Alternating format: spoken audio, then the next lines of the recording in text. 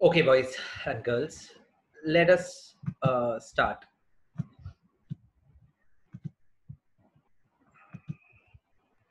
Good afternoon, all. Once again, जो लोग chat में लिखे, good afternoon to all of you. Okay, now we were doing. Sorry. Yeah. So we were doing this chapter one. Chapter one मैं करा लिया था. Friday को ही करा दिया था. चैप्टर वन के बाद चैप्टर टू होने वाला था मंडे शुरू किया बट खत्म हो गया. तो आज वही से कंटिन्यू करेंगे, कोई दिक्कत नहीं है. We will continue from chapter 2. We will start with chapter 2. There's nothing to revise in chapter 1 because chapter 1 was a definitional section. Was covering the section 1 and section 2 of Companies Act respectively. उसमें ज़्यादा कुछ बोलने लायक था नहीं. तो definitions था, वो सारा डेफिनेशंस हम लोग किए सिवाय private limited, public limited, holding, जो चैप्टर 2 में है. चैप्टर 2 के लिए मैं छोड़ के रखा, वो डेफिनेशंस मैं नहीं कराया बट मार्क करा दिया. ओके सर, आज का क्लास में क्या होगा? आज का क्लास में हम लोग chapter 2 of companies act complete करेंगे. जहां तक संभव 4 बजे तक पढ़ेंगे. 4 बजे तक जितना दूर होता है उतना करेंगे. बाकी नेक्स्ट क्लास कंटिन्यू होगा, परेशान मत होना. अच्छा सर, उसके बाद वाला क्लास में फिर क्या होगा? प्लानिंग वाला आप जो करते हो, प्लानिंग में एक बार समझा दीजिए. डेट्स थोड़ा एक एक पीछे हो जाएगा और कुछ नहीं होगा. तो फ्राइडे अपने चैप्टर 1 हो चुका है, तो अभी मैं रिवाइज कर देता हूँ. Chapter 2 today is Wednesday. Okay 17 तारीख ऐसा है ना? तो ऐसा कर देते हैं, खाली एक पीछे हो जाएगा, ये वेडनेसडे हो जाएगा. हाँ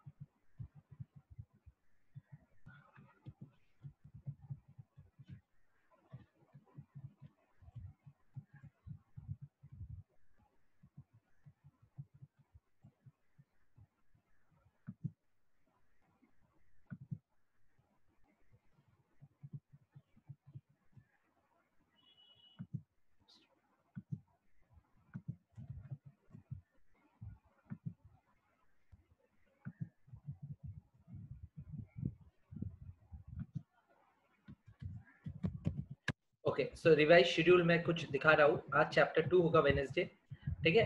certain sections which were left out and out होगा मंडे, ठीक है. जनरल क्लॉजेस एक्ट होगा Wednesday 24 next week. And interpretation of statutes होगा मंडे 29, ठीक है. डाउट्स ऑफ एनआई एंड वो बाद में होगा. रिजर्व एक दिन पकड़े, रिजर्व इसी में निकल गया, देखो रिजर्व पकड़े ही थे, ठीक है. तो ये है प्लानिंग.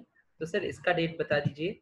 डाउट्स ऑफ एनआई का, ये भी एक doubts of NI and contract. But doubts of NI and contract तभी कर पाएंगे जब आप लोग क्लास देख लिए होंगे. तो doubts of NI and contract अपने रिवीजन क्लास के आगे पीछे रखे या फिर थोड़ा बाद में रखे. रिवीजन क्लास तो बहुत देरी से कराएंगे. तो doubts of NI and contract to be announced, ठीक है. बिकॉज ये तो पहले क्लासेस मिलेगा आप लोग को ऐप में, जो मैं सोच रहा हूँ टेक्नोलॉजी उससे, और उसके बाद आप लोग क्लास देखने के बाद डाउट्स कर पाओगे ना. 5 क्लास है मिनिमम कॉन्ट्रैक्ट का और एनआई का, ठीक है. तो this is the plan. Okay all right. Sir, you have not finished chapter 1. Few definitions are still left to be discussed. Like I said, I have finished, I remember. कुछ definitions मैं बोला था chapter 2 के साथ होगा. जैसे chapter 2 में ही है private limited company, public limited company, okay, and few other relative. मेरे को याद है relative वाला मैं mark करा दिया था. What I meant to say is chapter 1 में mark सारा करा दिया, and जो marking मतलब जो मार्क हो गया बट क्लास में डिस्कस नहीं हुआ, चैप्टर 2 में आज हो जाए, ठीक. Do not worry, I remember. Okay guys, so the plan is revised. We are back on track. Let us start. Okay all right. ये तुम लोग फोटो ले सकते हो इसका, जाके याद रहे. यही प्लानिंग है अपने. Revise plan.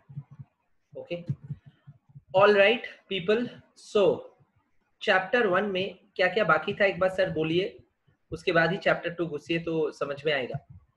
चैप्टर 1 में अपना बाकी था, sorry just a moment boys.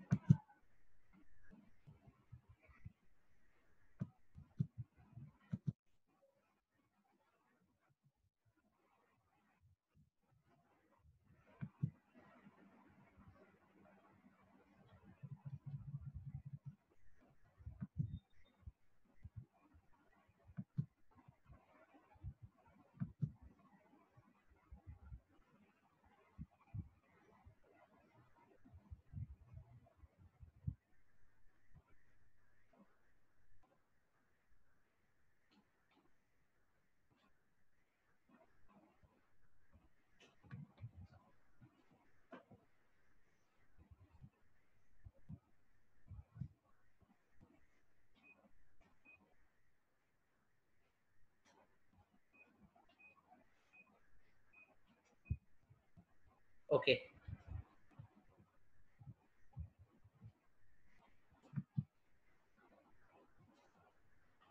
या thank you.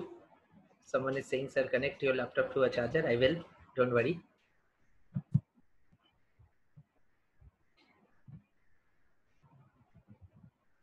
Connected. That's okay. Don't worry. Okay. Yes. Study material. These two chapters मैं कोई पीपीटी नहीं देना चाहता हूँ क्योंकि डेफिनेशन में पीपीटी से क्या करोगे. डेफिनेशन तो सैक्रोसैंक्ट वही देना पड़ेगा. मैं चैप्टर 1 पढ़ाते वक्त बोल दिया. चैप्टर 2 भी वैसा ही है. चैप्टर 2 का आइडिया आप लोग को बहुत सारा है बिकॉज सीए फाउंडेशन में चैप्टर 2 ही रहता है.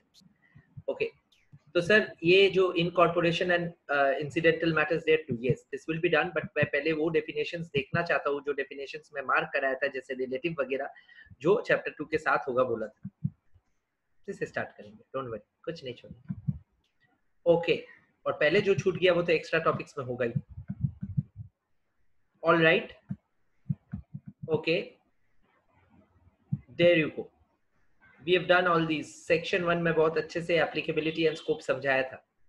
डेफिनेशंस पे चला गया सेक्शन 2. डेफिनेशंस में सिर्फ मार्क्ड वाला करोगे घर में. ओके 95 डेफिनेशंस देखे थे, 93. ओके फिर वहां पे सारा चीज हो गया था. जो जो हो गया था मैं नहीं दिखा रहा हूँ. Financial year, financial statement, government company, holding company, KMP याद है 6. ठीक है. फिर मेंबर एंड शेयर होल्डर में फर्क समझाया था.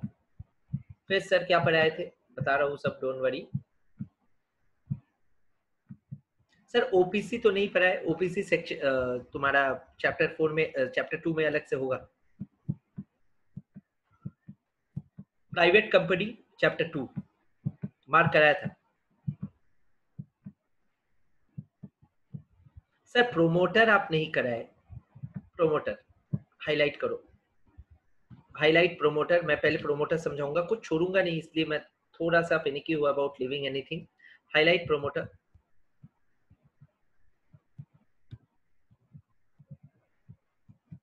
We will start with promoter. Okay. Sir ये प्रोमोटर क्या है, कौन है? Promoter is a very common term in English. हम लोग कभी कभार डिफरेंट तरीके से ये टर्म को यूज करते हैं. जैसे बिल्डिंग को जो कंस्ट्रक्ट करता है उसको भी लोकली क्या बोला जाता है? प्रोमोटर. सुनते हो ना, बोलता है ना उसका पापा प्रोमोटर है, वो प्रोमोटर है. प्रोमोटर मतलब क्या करता है? जो प्रोमोट करता है. ओके नाउ ये प्रोमोटर के साथ उस प्रोमोटर का कोई संपर्क नहीं है. ये प्रोमोटर के साथ उस प्रोमोटर का कोई संपर्क नहीं है. ये प्रोमोटर है जो कंपनी को प्रोमोट करता है, कंपनी को शुरू करता है और कंपनी को बनाता है जिसका बिजनेस आइडिया है. Reliance was the business idea of the father of the two Ambani brothers whom you see today. The father has left them a huge empire, Mr. Dhirubhai Ambani. Okay, and Dhirubhai Ambani जी का ही सपना था Reliance.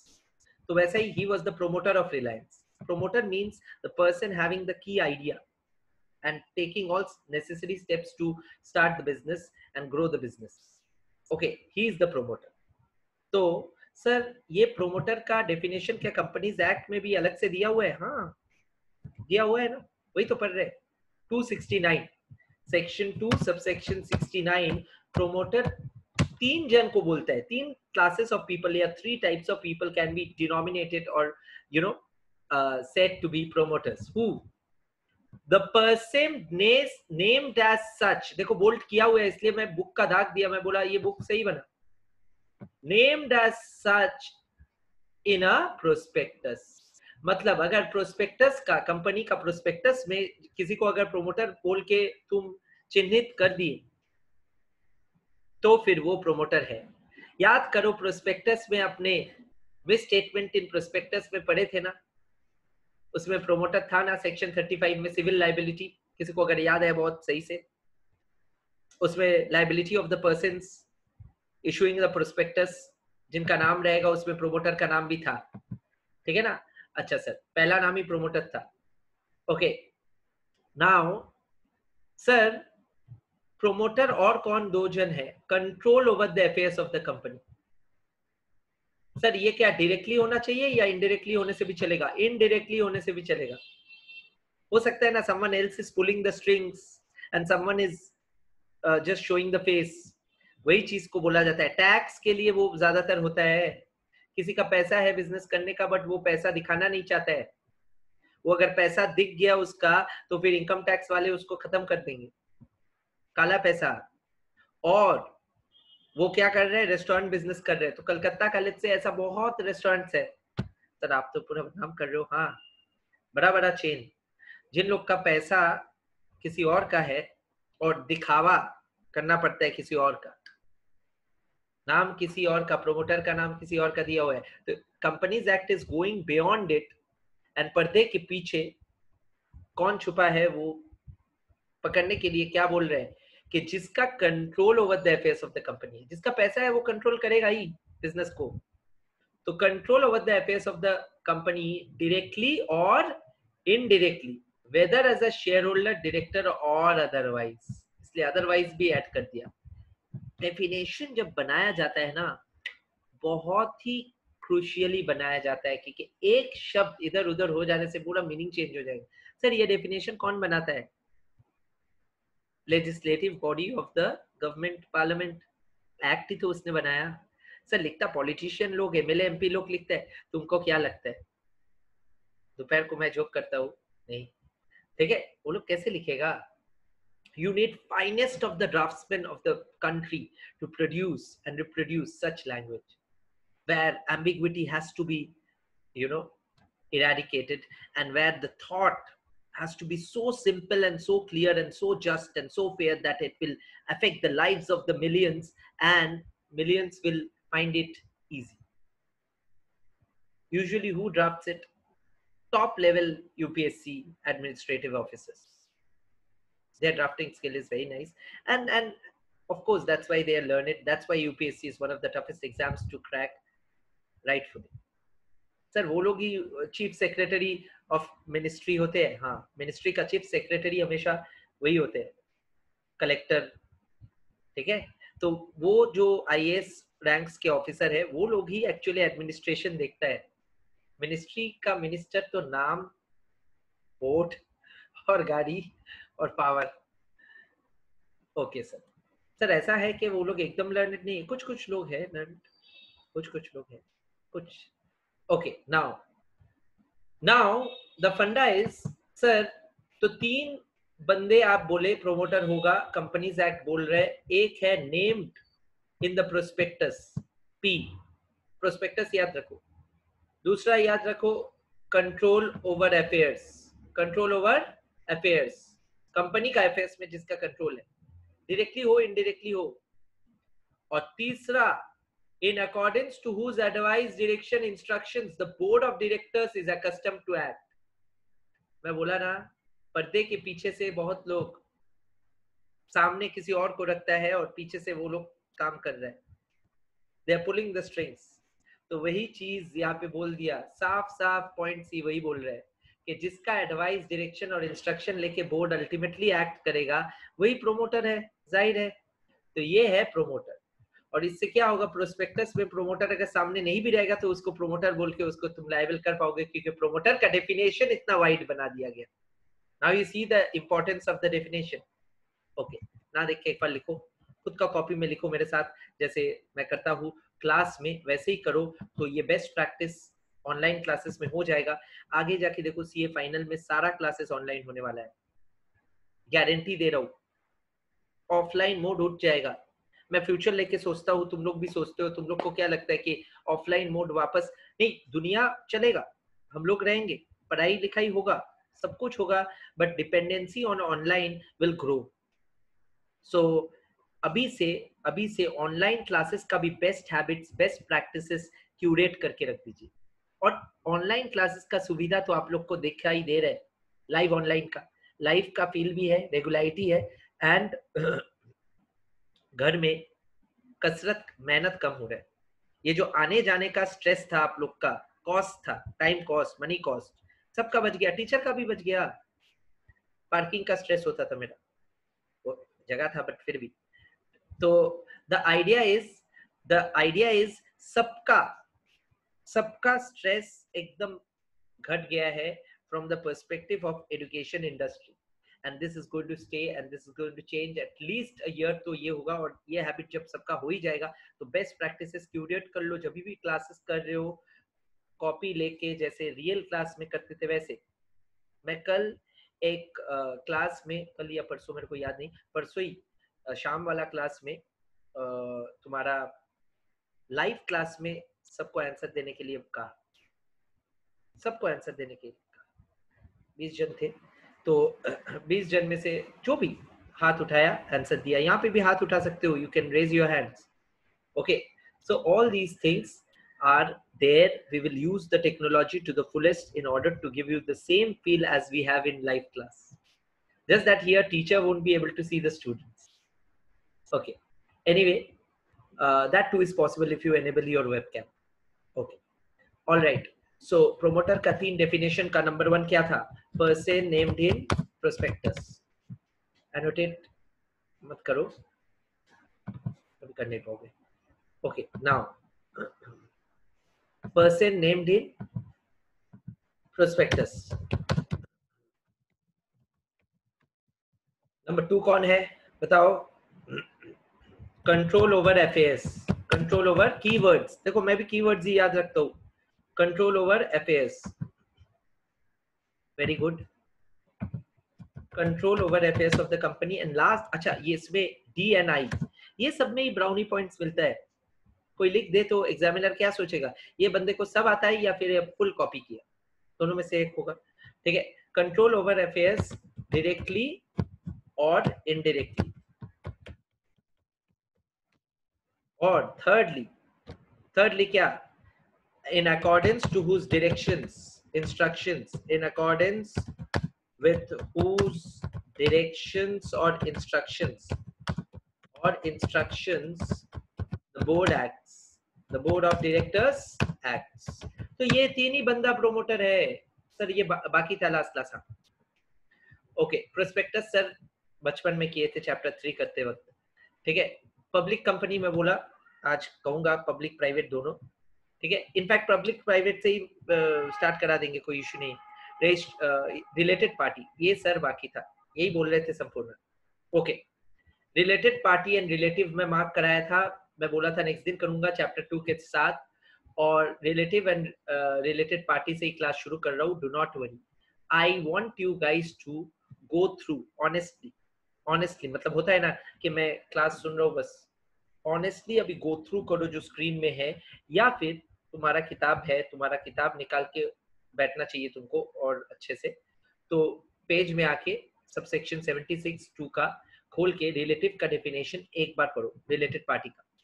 Related party पहले, फिर relative, दोनों करेंगे। एक बार ऊपर से नीचे तक पढ़ो। देयर आर 8 9 सब क्लॉजेस। 9 के बाद एग्जाम्पल वगैरह ना देखने से भी चलेगा, ये जस्ट पढ़ने से ही होगा, जस्ट एक लाइन, सच अदर पर्सन, मतलब 8 ही है एक्चुअली। तो पहला 8 जो है एक बार पढ़ लो, प्लीज डू इट। होने से बोलना डन या थम्स अप दिखाना, मैं देख लूंगा।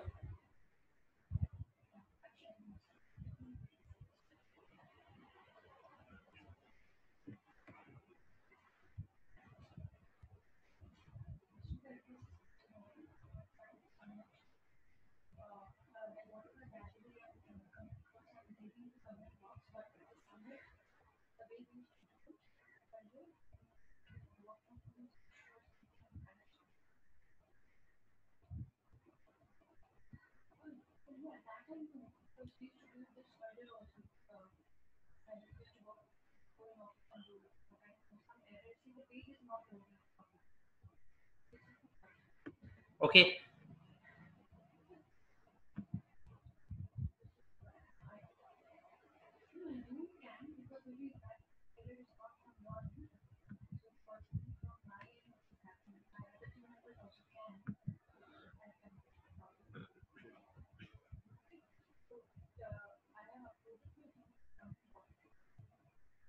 यस, सहज का एक क्वेरी है, मैं क्वेरी पढ़ाते वक्त बोलूंगा, सब लोग डन हो गया तो बोलना मेरे को।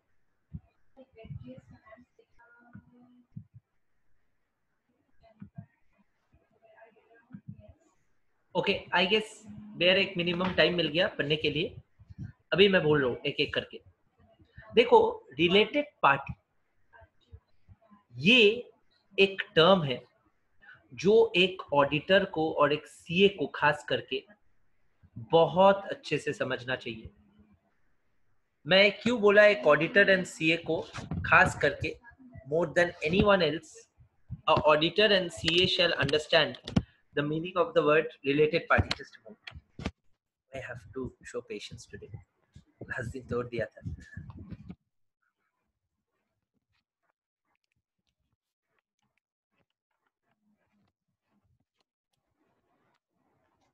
Just a moment, it will be fixed in 3 seconds. It is, yeah. Now in life we need patience, people.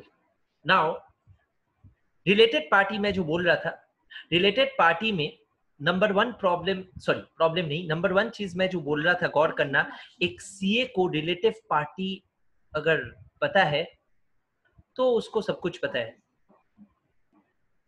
सबसे ज्यादा घपला, सबसे ज्यादा स्कैम्स, सबसे ज्यादा गंदगी, सबसे ज्यादा चोरी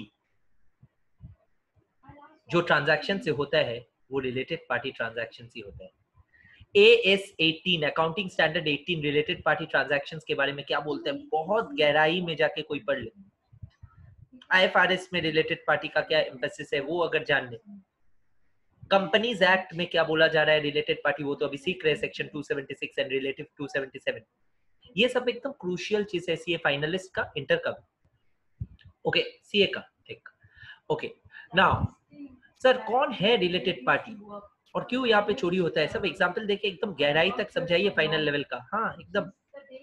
डायरेक्टर और इज रिलेटिव, अच्छा बोलो एक कंपनी का डायरेक्टर कंपनी का रिलेटेड पार्टी है या नहीं?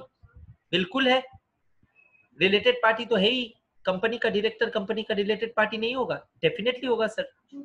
तो डायरेक्टर या फिर डायरेक्टर का रिलेटिव, डायरेक्टर चालाक है, डायरेक्टर खुद ट्रांजैक्ट नहीं किया कंपनी के साथ क्योंकि खुद तो रिलेटेड पार्टी होगा, सब देख लेगा, ऑडिटर देख लेगा। तो डायरेक्टर क्या किया, अपना बेटा का कंपनी खोल के अपना बेटा का कंपनी से कंपनी को माल बेचा और महंगाई में माल बेचा, तो कंपनी का पैसा ऐसे उठा लिया। मेरा बात समझे? 5 रुपया पर पीस का चीज बेटा का कंपनी से कंपनी खरीदा 10 रुपया पर पीस में, तो अनजस्ट इनरिचमेंट हुआ ना, मार्केट रेट से ज्यादा। तो ये हो गया रिलेटेड पार्टी ट्रांजैक्शन का एक मामूली सा एग्जांपल।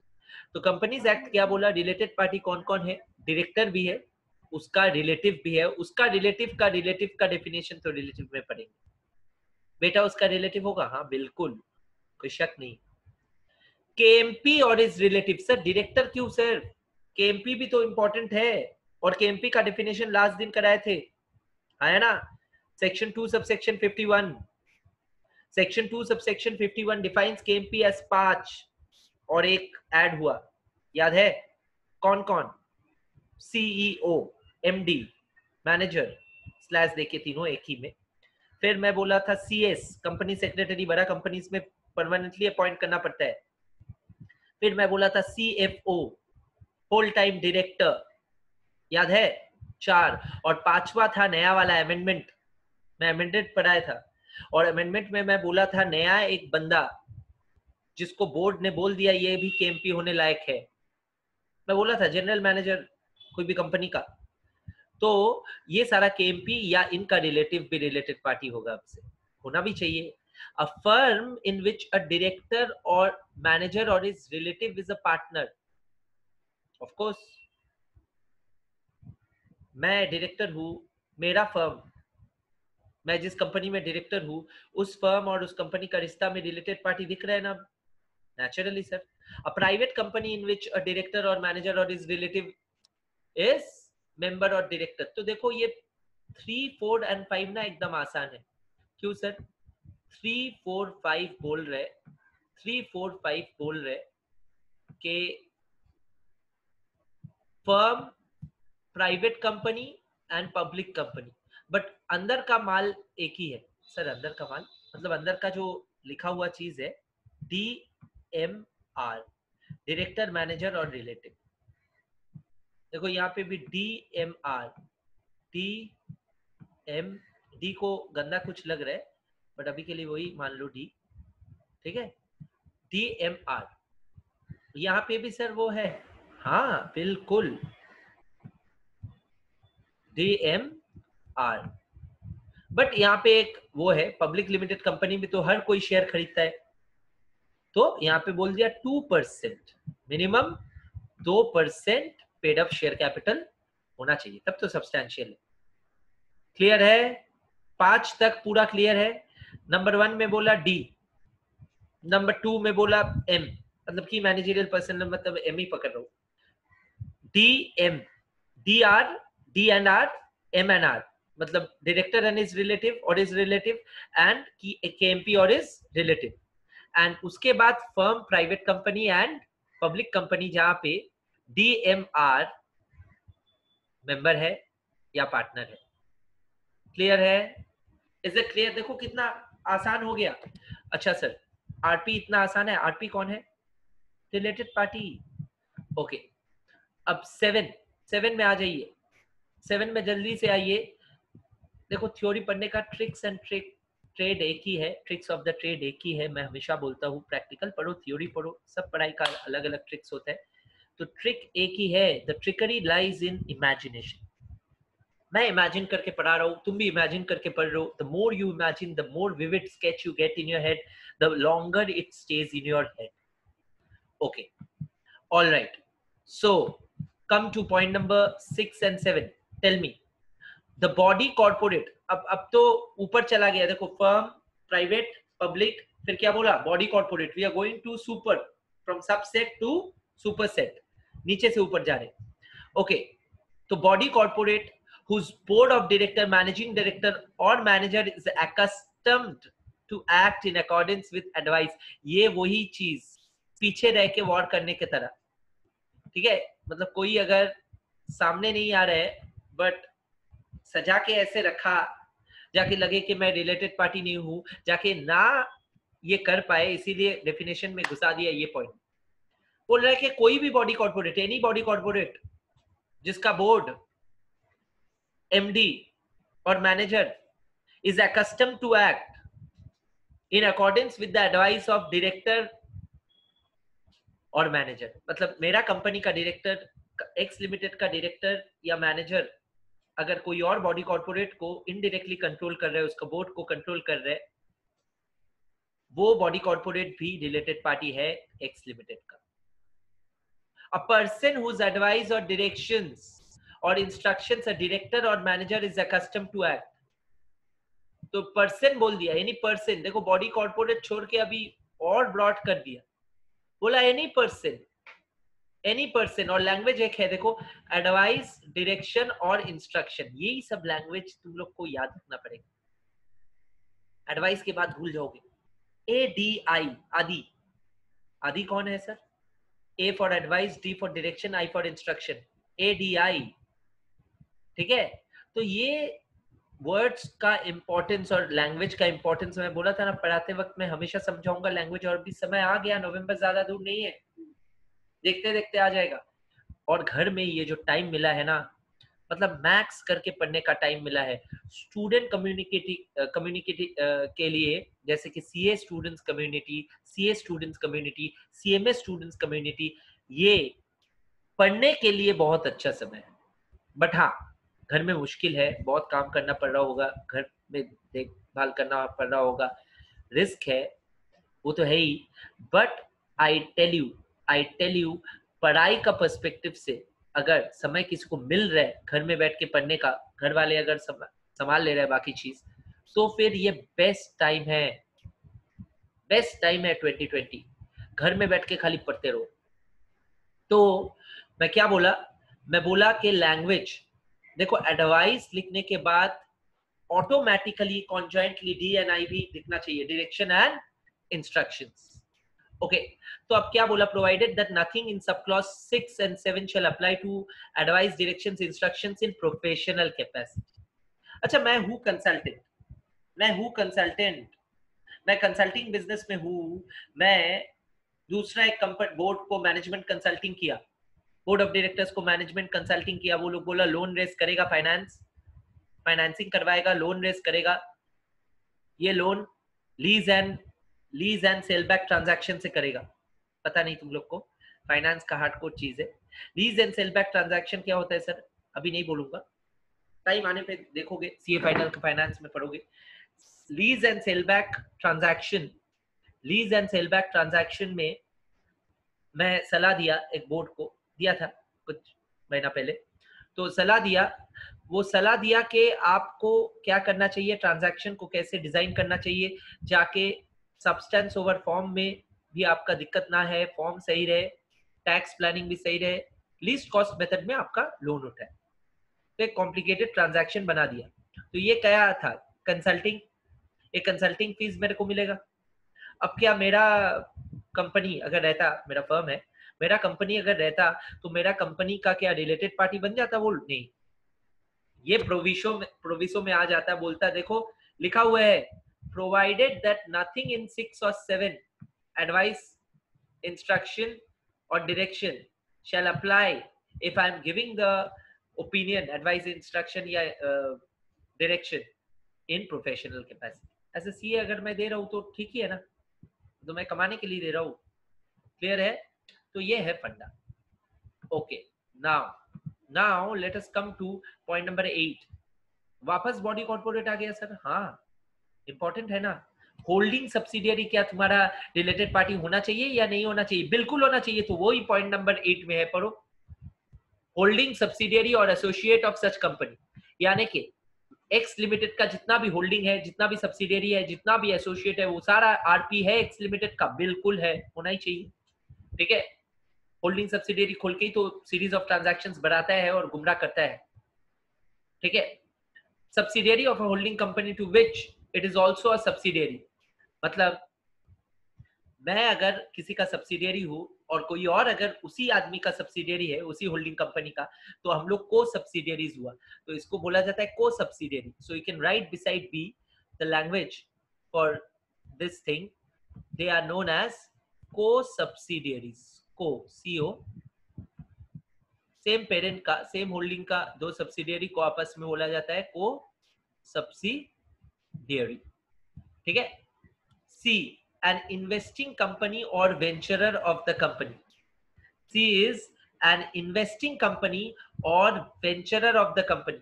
इसका मतलब सर, मतलब मैं को वेंचरर हूं, मतलब किसी के साथ जॉइंट वेंचर जेवी में कोई बिजनेस कर रहा हूं, तो मेरा वेंचरर भी मेरा रिलेटेड पार्टी है, वही बोल रहा हूं। तो all these things are you know given, just you need to keep in mind. And यही चीज से डेफिनेशन अगर क्लियर रहेगा ना, मैं बोल रहा हूँ डायरेक्टली एग्जाम में डायरेक्टली डेफिनेशन लिखने नहीं भी दिया, आपका दिमाग दौड़ेगा। ये रिलेटेड पार्टी का डेफिनेशन ऑडिट में भी लगेगा, अकाउंट्स में भी लगेगा, हर जगह लगेगा। मैं बोला ना, और लाइफ में लगेगा। तो मैं उस पर्सपेक्टिव से पढ़ा रहा हूं, जाके आपका पूरा एक चीज संपूर्ण ज्ञान मिले आपको। ठीक है, wholesome knowledge. Okay, all right, let us come. So you have seen related party, now let us come to relative. Sir 9 पढ़ा है नहीं? 9 में क्या लिखा है? देख, कुछ नहीं लिखा है, बोला सच पर्सन, ये लिख, उन लोग के पास ये एक बफर है। जैसे मैंने बोला ना रिजर्व डे, तो इन लोग का ये रिजर्व पॉइंट है, बाद में कुछ याद आएगा तो घुसा देगा, नोटिफिकेशन देना आसान होगा। ठीक है, क्योंकि बोल के रखेगा, पहले ही से ही बोला था सच अदर में बी प्रेस्क्राइब। अच्छा, इसका मतलब है एक्ट से ये नहीं लाना पड़ेगा, ये किससे लाएगा? मिनिस्ट्री का रूल से। एमसीए रूल में नोटिफाई कर देगा कि देखो नोटिफाइड ये भी रिलेटेड पार्टी है। क्यों? क्योंकि एक्ट में पहले से ही पावर दे दिया पॉइंट नंबर 9 में कि सच पर्सन एज में be prescribe. This is the importance of this point. Okay, her point का इंपॉर्टेंस समझो। All right boys and girls, now see this. आप लोग सेक्शन 77, सॉरी सेक्शन 2 सबसेक्शन 77 जल्दी से पढ़ो। Section 77 is creation and modification of charges. Section 2, subsection 77 is relative definition as per Companies Act 2013. पढ़ो जल्दी से.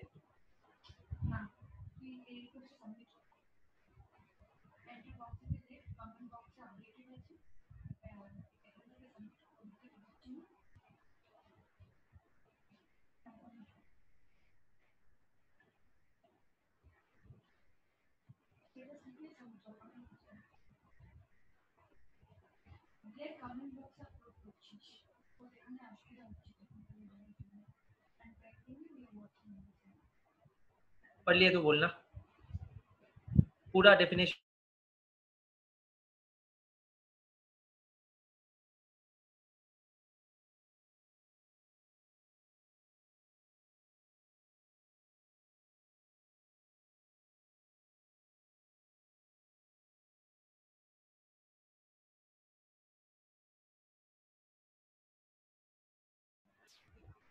Okay, I hope it's read by all. Minimum time एक मिल गया. क्या बोला है सर बताइए. आसान चीज बोल रहे हैं. रिलेटिव कौन है? रिलेटिव शब्द तो हम लोग यूज करेंगे बट रिलेटिव को भी तो डिफाइन करना पड़ेगा. हम लोग क्यों डिफाइन करते हैं? क्योंकि डिफाइन करने से ना पूरा समझ में आता है. अच्छा देखो, इंडो चाइना जो झमेला चल रहा है बॉर्डर में, वो क्यों चल रहा है पता है?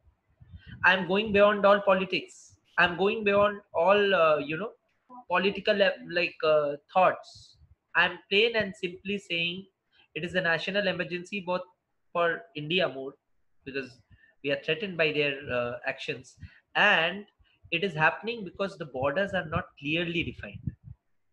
जब भी क्लियर डेफिनेशन नहीं रहेगा, तभी तो एम्बिग्विटी क्लियर होगा. मैं बोलूंगा मेरा वहां तक है, वो बोलेगा मेरा यहां तक है. क्लियरली डिफाइंड था ही नहीं. 62 का वॉर के पहले और बाद में there was no treaty between the two major nations to clearly demarcate LOAC का जो झमेला है, लाइन ऑफ एक्चुअल कंट्रोल. तो ये जो फंडा है, डेफिनेशन हर एक्ट में वैसे रहना चाहिए. हर एक्ट में डेफिनेशन रहना चाहिए जाके क्लैरिटी रहे. रिलेटिव मैं बोल दिया एक शब्द, तो कौन है भाई रिलेटिव? रिलेटिव तो दूर का भी हो सकता है, पास का भी हो सकता है, हस्बैंड भी हो सकता है, वाइफ भी हो सकता है ना. मॉम डैड हो सकता है, चिल्ड्रन हो सकता है, ब्रदर सिस्टर हो सकता है. ब्रदर सिस्टर का हस्बैंड होगा कि नहीं? स्टेप फादर स्टेप मदर होगा कि नहीं? स्टेप सन स्टेप डॉटर होगा कि नहीं? तो ये रिलेटिव का दायरा भी एकदम आराम से क्लियरली डिफाइंड रहना चाहिए. और वही डेफिनेशन कंपनीज एक्ट दे दिया. इनकम टैक्स एक्ट दिया, हाँ इनकम टैक्स एक्ट भी अपना एक्ट में दिया. तो हर कानून में रिलेटिव का डेफिनेशन अच्छे से समझाया हुआ है. ओके सर हम लोग कौन सा पढ़ रहे हैं? इनकम टैक्स एक्ट नहीं, कंपनीज एक्ट. तो कंपनीज एक्ट में रिलेटिव कौन कौन बोला सर? बोला members of HUF are relative. यानी कि HUF का जो भी फैमिली मेंबर्स है और HUF का मेंबर्स है तो they are relatives. Husband and wife relative. One person is related to other in such manner as may be prescribed. ये बोल दिया. वो लोग हमेशा ये बोल देता है जाके ये बदल पाए, as may be prescribed को रूल से बदल पाए. तो देखो ये रूल्स में दे दिया. Rule 4 given in company specification of definition details rules. मतलब कंपनीज एक्ट में हर एक चैप्टर के लिए हर एक सेट ऑफ रूल्स बनाया हुआ है. इनफैक्ट कुछ चैप्टर्स में 2 सेट ऑफ रूल्स बनाया हुआ है. ठीक है. तो देखो बोला लिस्ट ऑफ रिलेटिव्स दे दिया, डायरेक्टली बोल दिया फादर मदर. ठीक है. अच्छा father include step, mother includes step. तो सौतेला बोलते हैं ना हिंदी में. तो सौतेला जो मॉम डैड है वो भी इंक्लूडेड है डेफिनेशन. कोई मेरे को पूछा था बहुत साल पहले, तब मैं थोड़ा और यंग था, और पूछ लिया sir adopted mom and son, mom and dad. Adopted son and daughter होता है, एडॉप्टेड चिल्ड्रन होता है, मॉम डैड को कैसे अडॉप्ट करोगे? ठीक है. तो देखो son, provided the term son include step. Step के बारे में बोला है. Step and adopted are different concept. Sons wife, हाँ. डॉटर तो डॉटर्स हस्बैंड, हाँ. Brother, term brother include step brother, and term sister includes step sister. तो ये सारा दे दिया, ये सारा रिलेटिव है। और इसके अलावा ऊपर में क्या बोला, एचयूएफ, एचयूएफ का मेंबर्स और हस्बैंड एंड वाइफ, तो ये दो अलग से दे दिया। तो यही है रिलेटिव, यही है रिलेटिव। इतना आसान है अगर कोई ध्यान से देखे, ठीक है। हाँ सर, आप तो बोले अडॉप्टेड सन भी सन है, हाँ अडॉप्टेड चिल्ड्रन भी चिल्ड्रन है, बिकॉज अडॉप्टेड को वही राइट मिलेगा जो लीगल राइट्स अडॉप्टेड का वही होना चाहिए जो एक्चुअल का है। क्लियर है? ये इनकम टैक्स एक्ट में पढ़ाया जाता है अलग से, इसलिए मैं नहीं बोला, बट बोल दिया, मेंशन कर दिया। Thank you. Okay sir, small company आप पढ़ाएंगे बोले थे, हाँ बिल्कुल, स्मॉल कंपनी से शुरू होगा। और ये सारा चीज रिपीट है उसमें, क्या नाम है, चैप्टर 2 में। तो चैप्टर 2 का काम आसान हो जा रहा है। Okay sir. Sir why there is directly 84 after 77? मेरे को पता नहीं, एक बार देखना पड़ेगा।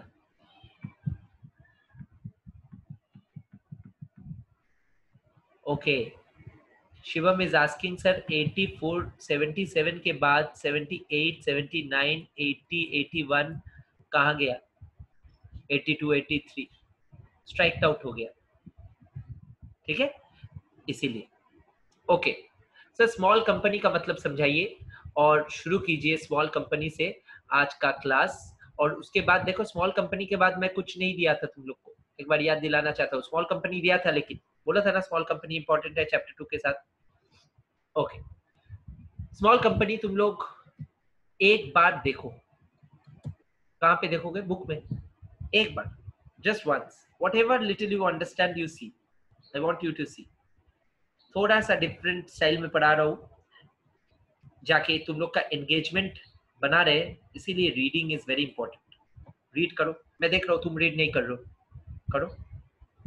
बुक ही नहीं निकाले, ठीक है, ओके, पढ़ लो।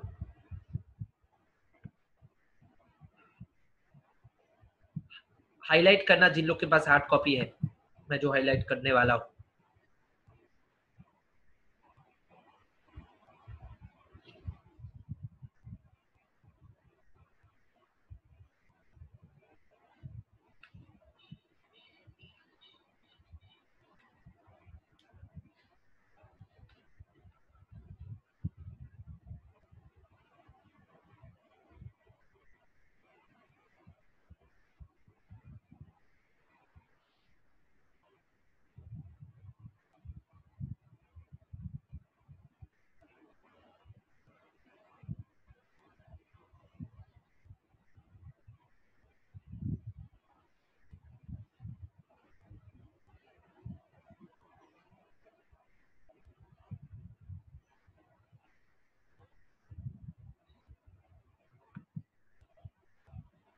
ओके, कोई कोई समझ भी गया?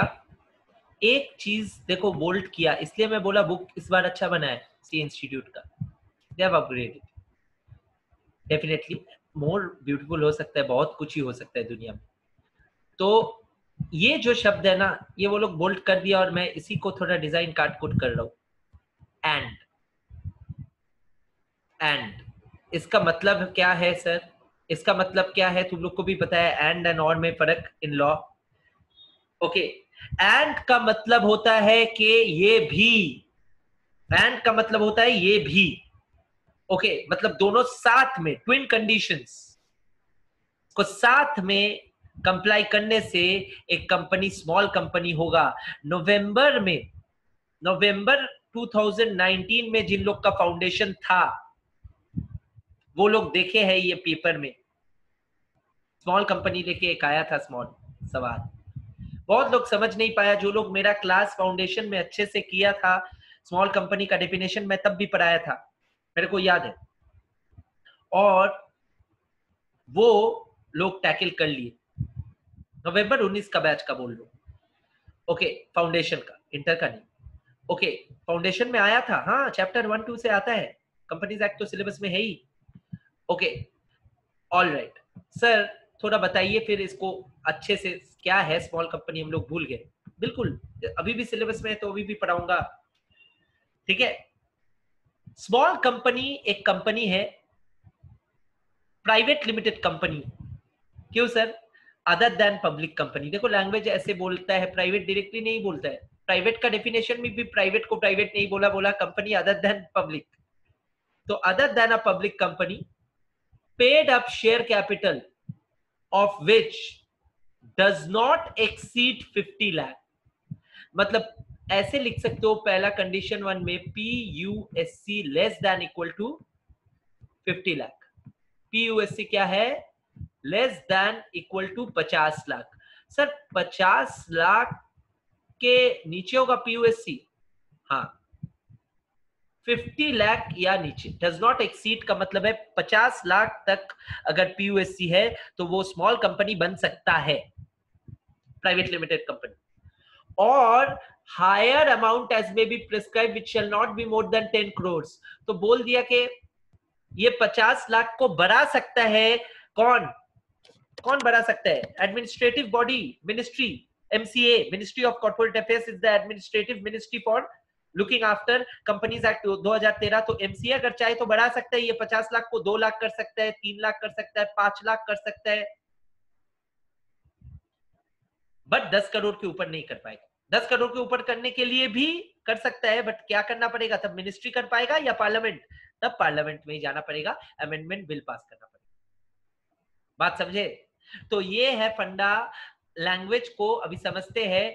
सिंपल कंडीशन अभी तक क्या है बुक में जो लिखा है, अमेंडमेंट वगैरह पढ़ेंगे, बट अभी जो है हाथ में बोल रहा है स्मॉल कंपनी कौन है? जिस ऐसा कंपनी जिसका प्राइवेट लिमिटेड हो और जिसका paid up share capital less than equal to 50 lakh हो। और एंड का मतलब क्या है? प्लस या माइनस? प्लस। प्लस मतलब ट्विन कंडीशंस, दोनों कंडीशन फुलफिल करना पड़ेगा। Twin condition,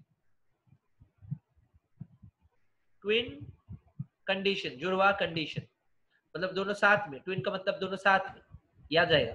turnover, TO, TO as per PL for the immediately preceding FY। Turnover कौन सा पीरियड का देखोगे? Turnover as per the immediately preceding FY does not exceed 2 crore. तो less than equal to 2 crore. तो ये company छोटा है, बट ये 2 करोड़ भी कितना तक कर पाएगा? 100 करोड़ तक कर पाएगा, 100 करोड़। ठीक है, मतलब मिनिस्ट्री अगर चाहे तो ये 2 करोड़ को उठा के बढ़ा सकते हैं। जब जब इकोनॉमी बढ़ रहा है, स्केल्स बढ़ रहे हैं, तो उस हिसाब से वो लोग प्रोएक्टिवली बना के रखा, जाके जब बढ़ाएगा लेवल तब वापस पार्लियामेंट में जाके बढ़ाना ना पड़े, मिनिस्ट्री खुद से ही बढ़ा दे। जो मैं समझाया क्लियर है? तो बोला कि provided nothing in this clause shall apply to, nothing in this clause shall apply to whom? A holding or a subsidiary company, a holding or a subsidiary company, and a company registered under section 8, or a company and a body corporate governed by a special act। Example दूंगा यानी कि बोला exceptions, this is nothing but exceptions. बोला सब small company हो सकता है, एक प्राइवेट लिमिटेड कंपनी, अगर ऊपर वाला 2 पॉइंट कंप्लाई करता है, सिवाय सिवाय ये 3 कैटेगरी ऑफ एक्सेप्शन। ये लोग कभी भी स्मॉल कंपनी नहीं होंगे। अगर होल्डिंग या सब्सिडियरी कंपनी है, एक स्मॉल कंपनी मतलब एक कंपनी जिसका 2 करोड़ से नीचे टर्नओवर है, 50 लाख के नीचे पेड अप शेयर कैपिटल है, फिर भी वो स्मॉल कंपनी नहीं कहलाएगा अगर उसका कोई होल्डिंग है या सब्सिडियरी है, मतलब वो ग्रुप कंपनीज में है, वो स्मॉल नहीं है। ठीक है। दूसरा, कंपनी रजिस्टर्ड अंडर सेक्शन 8 यानी कि NGO, not for profit companies. Not for profit companies बगल में लिखो, not for profit. Not for profit companies को कभी भी स्मॉल कंपनी नहीं बोला जाएगा। Lastly governed by a special act, company और body corporate govern by a special act, यानी कि CA institute, it's a body corporate govern by its special act, ICAI। CA Institute is set up by an act of a parliament, 1949 का act है, Chartered Accountants Act। Okay, so the idea is CA Institute is an example of what? A body corporate which is governed by a special act। Yes, so is SBI, so is RBI, all the institutions जो अपना खुद का कानून से बना है, जो body corporate है वो सारे कभी भी स्मॉल नहीं हो पाएंगे अगर इससे नीचे भी इसका लिमिट गया। तो सीए इंस्टीट्यूट का क्या है पेड अप शेयर कैपिटल, अरे रिजर्व्स एंड सरप्लस 3,500 करोड़ का ऊपर है, 4-5 हजार सर इतना, हाँ इतना, हम लोग का फायदा नहीं, किसी का फायदा नहीं, वो उसके उसी का रह जाएगा। ठीक है, ओके नाउ सर बताइए बताइए नेक्स्ट क्या है, इसको थोड़ा सा एक बार समराइज करते हैं जल्दी से।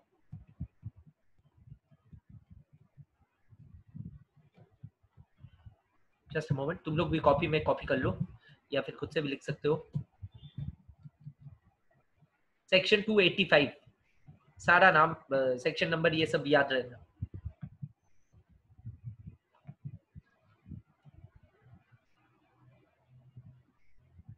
सेक्शन 285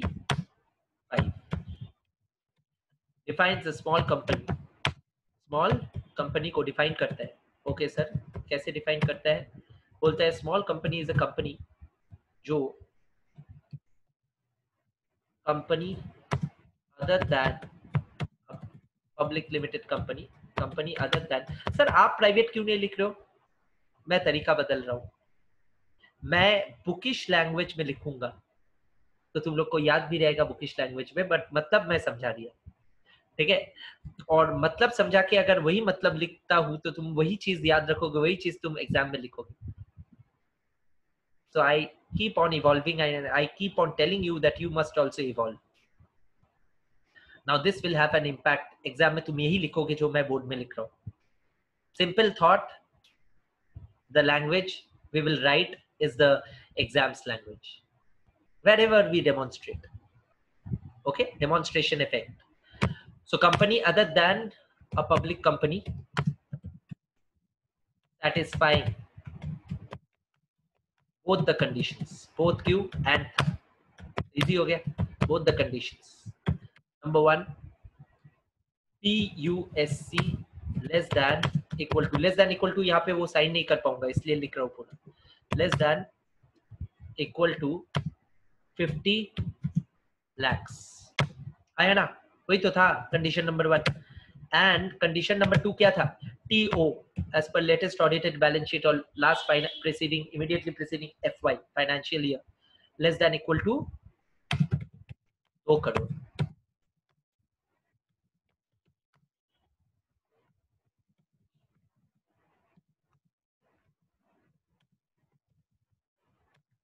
एक्सेप्शन कौन कौन था बताओ, exception numero uno was holding or subsidiary company.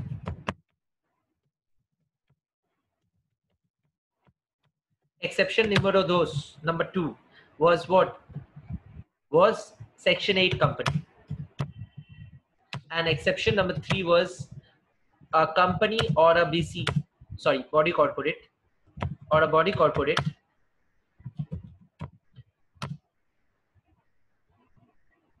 set up or formed, easy language, formed by its own act, own statute. ठीक है, ये 3 कभी स्मॉल कंपनी नहीं कहलाएगा। सर स्मॉल कंपनी का प्रोविजन क्यों बना कंपनीज एक्ट 2013 में, कारण एक ही है, स्मॉल कंपनी को कुछ फेवर मिलेगा। स्टार्टअप कंपनीज को जैसे फेवर मिलता है, स्मॉल कंपनी मतलब छोटा कंपनी, तो इनिशियली इन लोग को गवर्नमेंट फेवर देगा, कंप्लायंसेस का बर्डन जो है कम हो जाएगा। कंप्लायंसेस मतलब जो आरओसी के साथ अपने को कंप्लायंसेस करना पड़ता है, लिस्ट ऑफ हेवी कंप्लायंसेस है हर कंपनी के लिए, तो वो रिलैक्सेशन मिल जाएगा इन लोग को। क्लियर है? तो this is what we have learned in small company and this is exactly what we need to retain. Okay, that concludes all the definition which were left. but अभी भी क्या क्या बाकी है, प्राइवेट कंपनी, पब्लिक कंपनी, जो हम लोग chapter 2 खोल के ही देखेंगे। ठीक है, I am opening chapter 2 on that note. Chapter 2 में incorporation of company and other incidental matters है जो फाउंडेशन में हो चुका है, तो we will go a little faster, थोड़ा सा मतलब जल्दी पढ़ेंगे, मतलब उतना स्लो नहीं पढ़ेंगे जैसे कि बाकी सारा चैप्टर्स पढ़े, बट हाँ जहां पे समझाने का चीज आएगा जो फाउंडेशन में भी समझाया हुआ है मैं वही केयर लेके समझाऊंगा, डू नॉट वरी, ठीक है? ओके, ऑलराइट सर बोलिए। ये सब तो पता है कंपनी का डेफिनेशन। सर ये डेफिनेशन क्या सेक्शन 2 सबसेक्शन 20 का डेफिनेशन है जो चैप्टर 1 में सिखाए? नहीं, ये जनरल डेफिनेशन है। कंपनी क्या है? A company is a separate legal entity. So features of a company में पढ़े थे, मैं बोलने वाला था क्लास 1 में पढ़े थे, मतलब फाउंडेशन में फीचर्स ऑफ अ कंपनी में पढ़े थे। विद परपेचुअल सक्सेशन, सारा चीज समझाया, लॉफुल ऑफ पर्पस, ठीक है? और पर्सन इनिशिएट जो करता है उन लोग को क्या बोलते हैं? प्रोमोटर्स। प्रोमोटर्स क्या करता है? प्रिपरेशन ऑफ प्रोस्पेक्टस, मेमोरेंडम, सारा कुछ रजिस्ट्रेशन करवाता है, ठीक है ना? अच्छा सर प्रोमोटर का डेफिनेशन 269 में आज ही तो देखे, जिसका नाम प्रोस्पेक्टस में है, ठीक है? कंट्रोल ऑफ अफेयर्स है, एडवाइस डायरेक्शन में जो जिसका बोर्ड नाचता है। ये हिंदी में नहीं लिखना है, मतलब इंग्लिश में सजा के लिखना है। Okay, formation of company sir थोड़ा समझाइए। फॉर्मेशन ऑफ कंपनी में पहले ही वो लोग कर दिया टाइप्स ऑफ कंपनी। एक बार इस चार्ट को एक बार देखो, धीरे से देखो, मतलब समझ के देखो, टाइम लेके पढ़ेंगे तभी तो पढ़ाई सैचुरेटेड होगा, ठीक है? और ये 2 चैप्टर मैं बुक से करा रहा हूँ, बुक दिखा के करा रहा हूँ, जो कि बुक से भी कंफर्टेबल, बाकी चीज भी बुक से ही पढ़ने वाले हो, apart from my slides and my notes, काफी है। और कुछ देखने का दरकार नहीं है, बिकॉज सब कुछ आता है तुम लोग को कंपनीज एक्ट में। अच्छा खाली एक चीज मैं बोलने वाला हूँ, जो रिकॉर्डेड क्लासेस, मेरे को अचानक याद आया, रिकॉर्डेड क्लासेस जो अवेलेबल किया जाएगा कॉन्ट्रैक्ट एक्ट का एंड निगोशिएबल इंस्ट्रूमेंट एक्ट का, वो हो जाएगा। मतलब टेक्नोलॉजी लेके आप लोग वो मत चिंतित मत होइए, 2 मिनट लगेगा आप लोग का एंड में डाउनलोड वगैरह करना। बट उसमें क्लासेस का रिकॉर्डिंग भी बहुत बढ़िया है, क्लास भी बहुत बढ़िया है, गारंटी। जस्ट दैट बुक जो है, मेरा बुक तब मैं देता था, समझे ना? तो बुक का अगर कभी कभार सेक्शन या रेफरेंस में मेरा बुक से ले रहा हूँ, स्लाइड तो है, स्लाइड से ही पढ़ाया हुआ है ज्यादातर, बट कभी कभार अगर बुक का रेफरेंस है तो वो सेक्शन तुम लोग अपना इंस्टीट्यूट का मैथ से देखना। मतलब सेक्शन तो अलग नहीं हो सकता है ना, तुम लोग तो जान ही गए, तो बोल दिया वहां पे भी अगर डिस्कम्फर्ट हुआ तो वैसे करके थोड़ा मैनेज करना, ठीक है? Thank you. Now let us come back and focus on what we have in hand. Okay, company 2 तरह का हो सकता है, बचपन से पढ़े थे, प्राइवेट एंड पब्लिक। ये प्राइवेट एंड पब्लिक वो नहीं है कि private school and public school मतलब government school and non government school, या इकोनॉमी में sectors, private sector and public sector means public means government sector and private means private. No, this public and private is different. This public and private means shares are publicly traded or shares are not publicly traded. समझ में आया?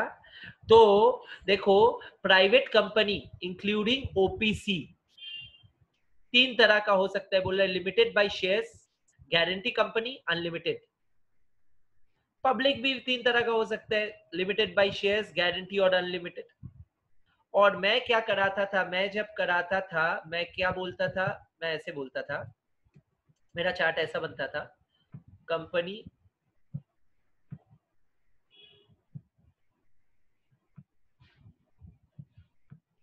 थोड़ा सा गंदा लगेगा chart, because ये थोड़ा सा पेन बहुत टफ है। कंपनी मैं बोला था लिमिटेड लाइबिलिटी अनलिमिटेड, तुम लोग कॉपी कर सकते हो, ये भी मैं बार बार तुम लोग को दिखाता हूँ, कोई भी स्टूडेंट को ऐसे ही समझाता हूँ। अनलिमिटेड सर ये यू को तो वही लग रहा है, हाँ ठीक है। Unlimited and limited, limited liability, unlimited liability from the perspective of liability, the first classification. Then limited companies can be limited by shares or limited by guarantee, मैं ऐसे समझाता था। और अनलिमिटेड लेके बात ही नहीं करता था, क्योंकि कौन सा कंपनी अनलिमिटेड होता है आज का दुनिया में, और गारंटी भी कितना होता है, although है, there are, but I am talking about percentage. Okay sir, sir बताइए और क्या आप बोले थे? शेयर्स वाला फिर मैं बोला था 3 तरह का हो सकता है, क्या क्या 3 तरह का? शेयर्स वाला हो सकता है ओपीसी, 1% कंपनी यानी के प्राइवेट, सर ओपीसी भी तो प्राइवेट ही है, हाँ प्राइवेट ही है, एंड पब्लिक।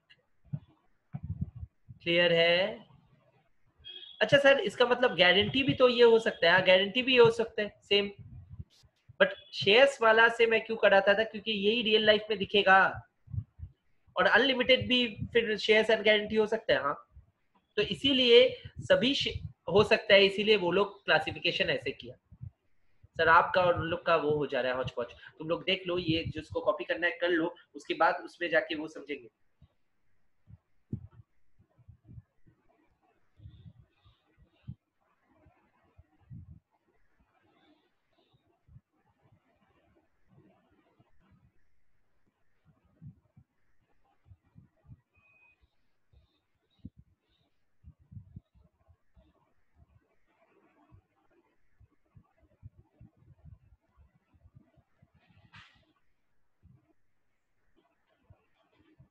ओके देख लिए।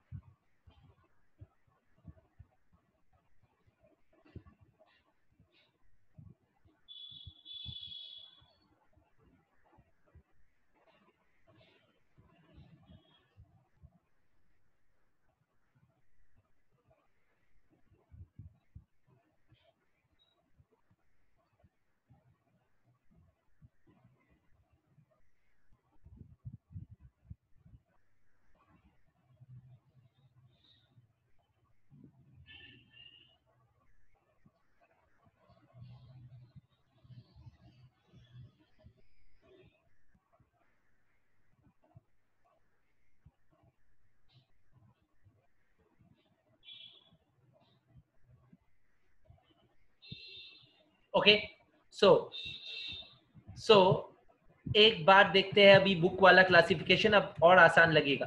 तो देखो वही है, वो लोग प्राइवेट पब्लिक पहले कर दिया, फिर बोला कि प्राइवेट भी लिमिटेड बाय शेयर्स या लिमिटेड बाय गारंटी या अनलिमिटेड हो सकता है, पब्लिक भी limited by shares, limited by guarantee या अनलिमिटेड हो सकता है। सीधा हिसाब, अनलिमिटेड विद कैपिटल हो सकता है, विदाउट कैपिटल हो सकता है, लिमिटेड बाय गारंटी भी विद कैपिटल विदाउट कैपिटल हो सकता है, एंड शेयर्स में तो हमेशा कैपिटल रहता ही है, तो नो सच क्लासिफिकेशन, सेम चीज और वही डायग्राम है। तो इसको जाके सिंथेसिस कर पाओ, मैप कर पाओ दिमाग में, मैं जैसे सिखाया हूँ उसके साथ, इसलिए ये किया कंपेयर्ड। ओके अब देखो, ये एक नोटिफिकेशन 2015 में आया, बोला गवर्नमेंट कंपनी, बहुत इंपॉर्टेंट है, इंपॉर्टेंट मार्क कर लो, ठीक है।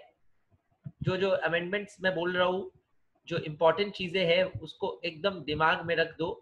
गवर्नमेंट कंपनी में ना बोला सफिक्स प्राइवेट लिमिटेड और लिमिटेड इज नॉट रिक्वायर्ड। याद है ना बचपन में पढ़ते थे कि कोई भी प्राइवेट लिमिटेड कंपनी का नाम खत्म होता है पीवीटी लिमिटेड से, और पब्लिक लिमिटेड कंपनी का नाम खत्म होता है with only words limited if they are limited liability companies. The exception shall be applicable to government company which has not committed a default in filing its financial statements under 137 or annual return, पढ़े थे section 92 दोनों ही, with registrar. और ये notification आया 13 जून 2017। तो ये recent amendments, जो भी लास्ट 3-4 साल का अमेंडमेंट्स को ही रिसेंट अमेंडमेंट्स बोला जाता है, एंड जो लास्ट 6 महीने में डेवलपमेंट हुआ वो वेरी रिसेंट अमेंडमेंट्स, ठीक है ना।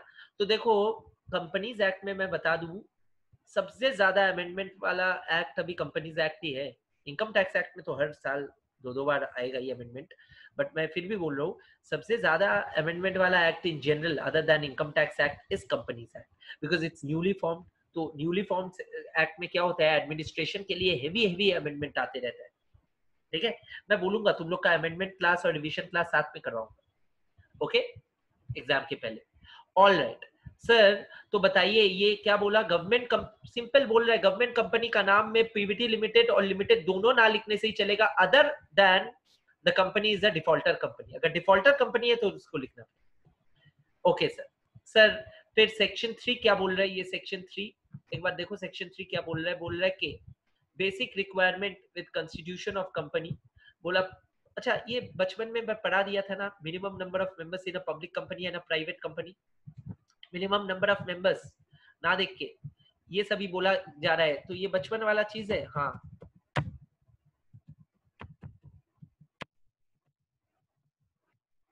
अच्छा सर ऐसे लिखिए, कॉपी कर सकते हो।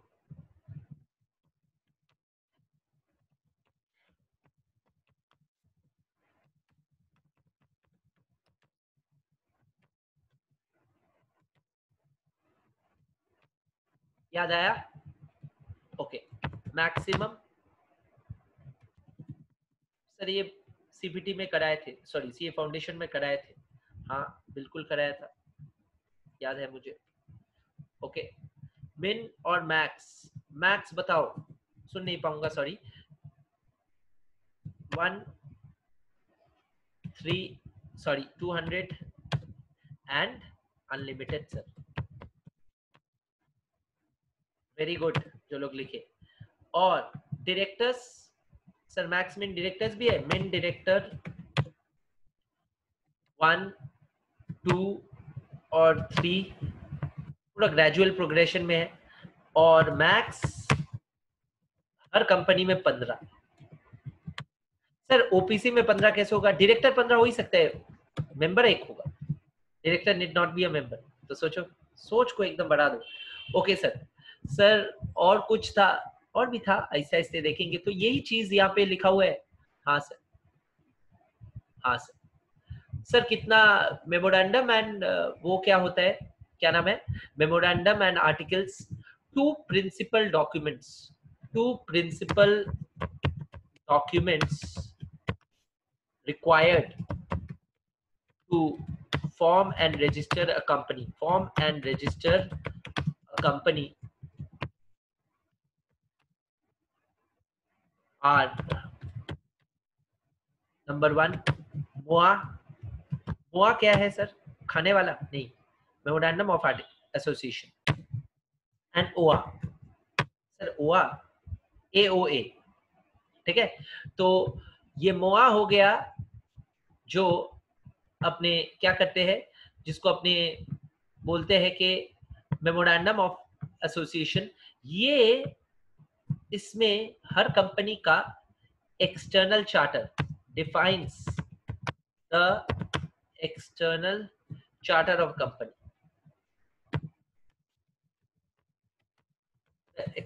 स्पेलिंग रॉन्ग है, कॉपी करते रहो।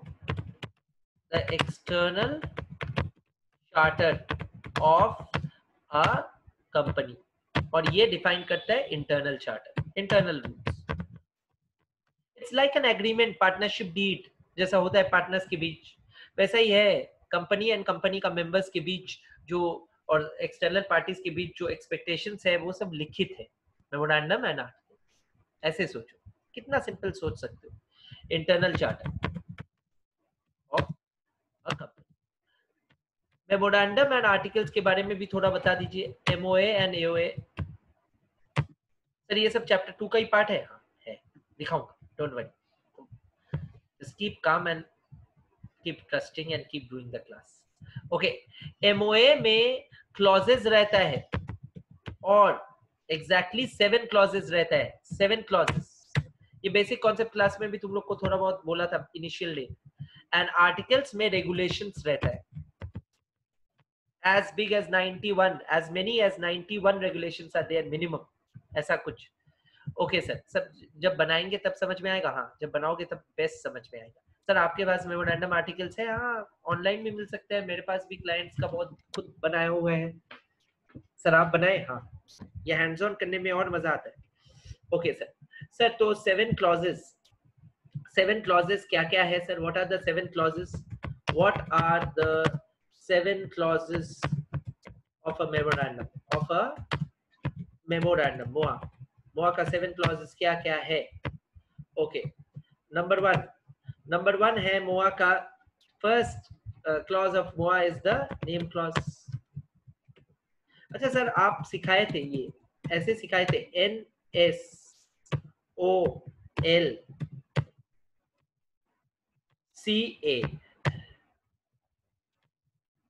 और ये तो सर 6 हुआ, 6, और N को रिपीट कर दो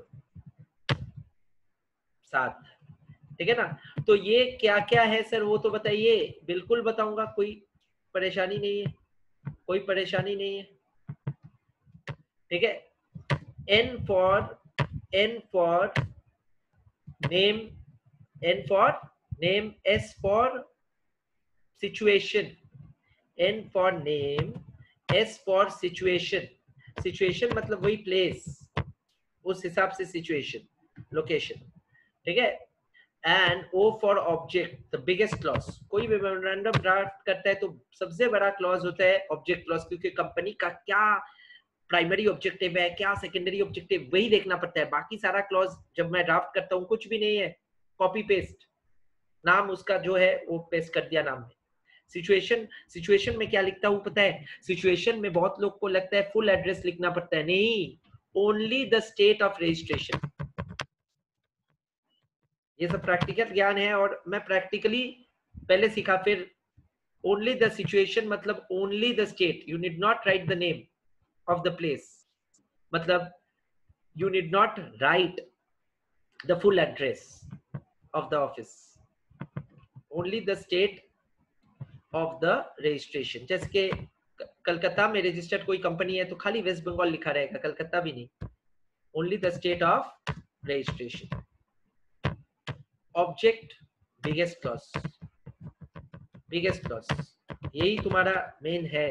मेमोरेंडम जब बनाओगे कोई कंपनी के लिए यही मेन देखना पड़ेगा तुमको, अच्छे से ठीक से बना रहे हो कि। L for liability, कुछ भी नहीं है। C for capital, and A for association. Association मतलब name of the subscribers, company public limited होगा तो मिनिमम 7 जन होना चाहिए, तो सब्सक्राइबर्स टू मेमोरेंडम कौन कौन है, 7 जन का नाम, ठीक है। तो एसोसिएशन क्लॉज में वही आता है। Okay sir. And N, this N is for nominee, और ये नॉमिनी क्लॉज हर कंपनी में नहीं रहता है, अभी ओपीसी पढ़ेंगे तब समझ में आएगा। ये सिर्फ और सिर्फ 1% कंपनी में रहता है। So nominee clause only applicable to OPC, only applicable to OPC. बाकी कंपनी का मेमोरेंडम में खाली पहला 6 क्लॉज ही रहेगा, 7वां क्लॉज नहीं रहेगा। क्लियर है?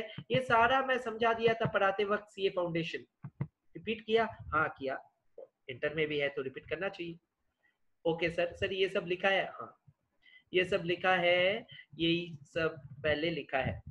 Okay okay.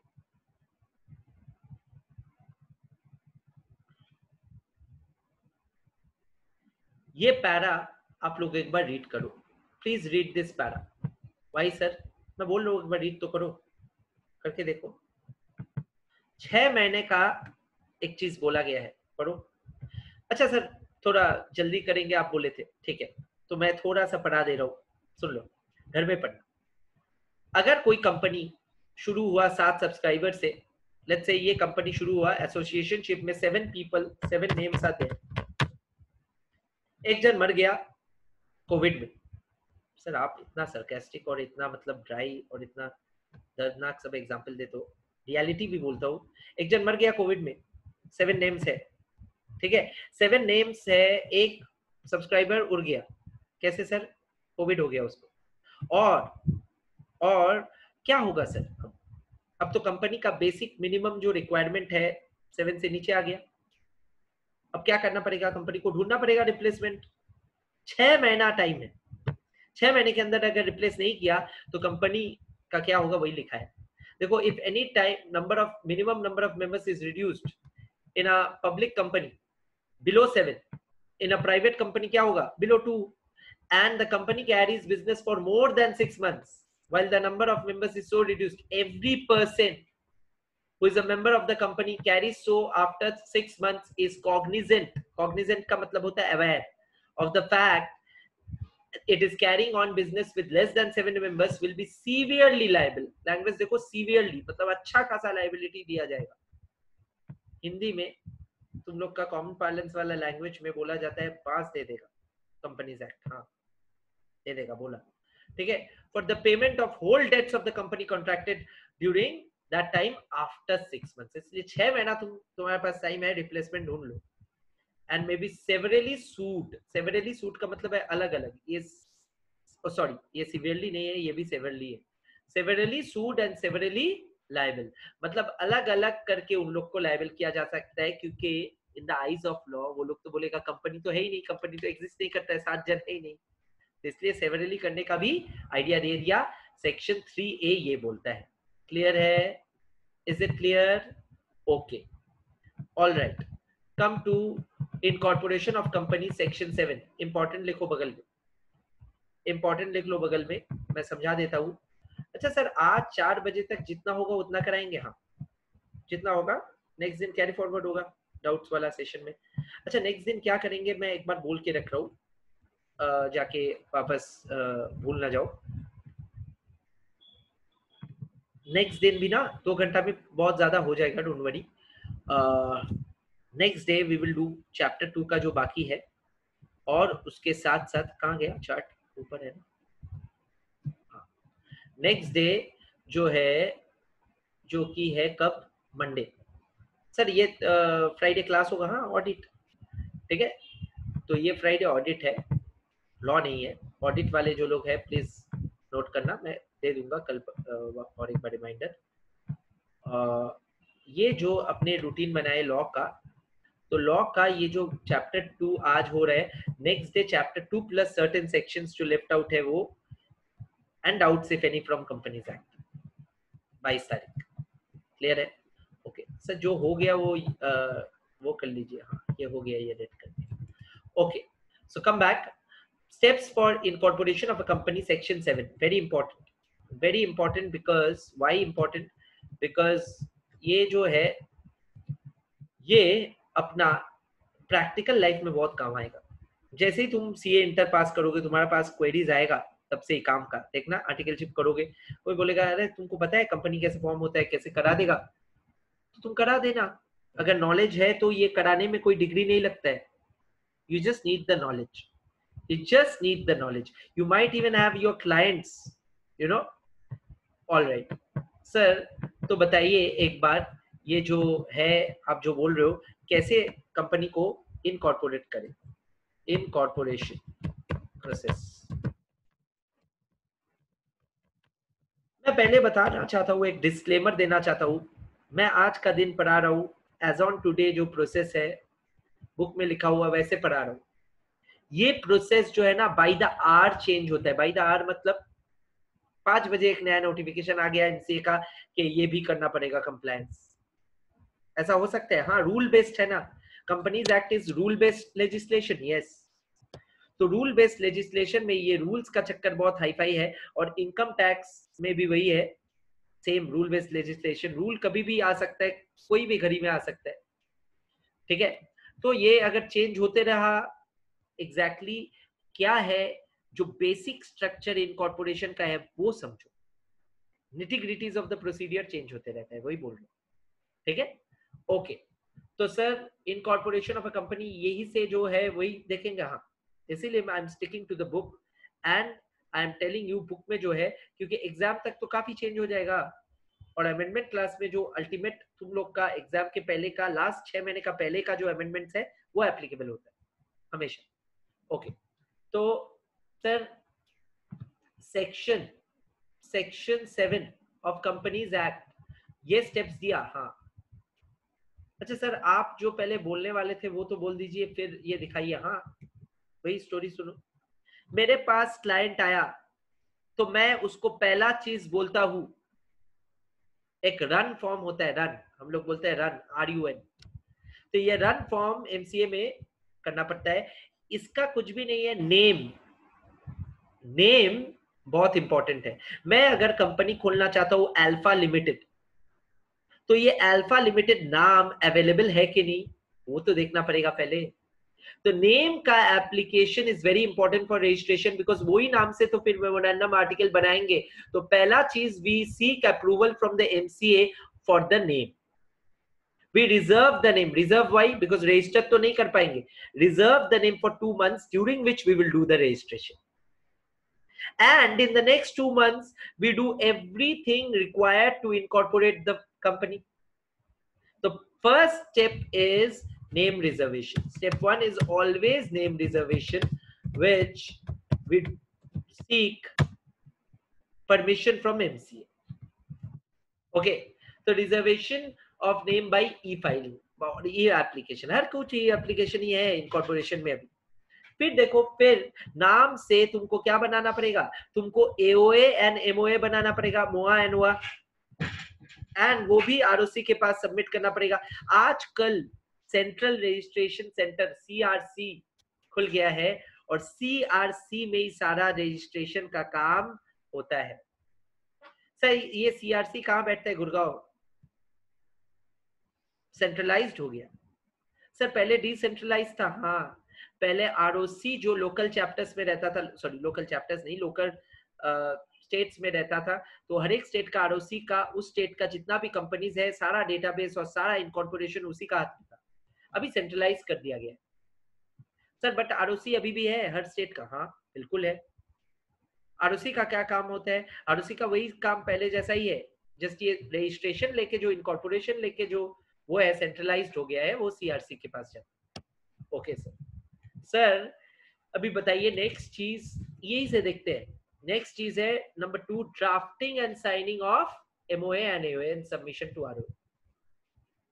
ऑफ कोर्स ये एमओए एंड एओए को ई स्टैम्प करना पड़ेगा, ई फाइल करना पड़ेगा। अच्छा बोलो, जो लोग को डायरेक्टर बोल रहे हो, आर्टिकल्स में लिखा रहता है डायरेक्टर्स कौन होगा, मेमोरेंडम में तो डायरेक्टर्स का कहीं जगह ही नहीं है। कंसेंट ऑफ सच पर्सन्स, जिन लोग को तुम नॉमिनेट करोगे एज डायरेक्टर्स, डायरेक्टर का पद जिन लोग को दोगे, उन लोग का कंसेंट भी देना है।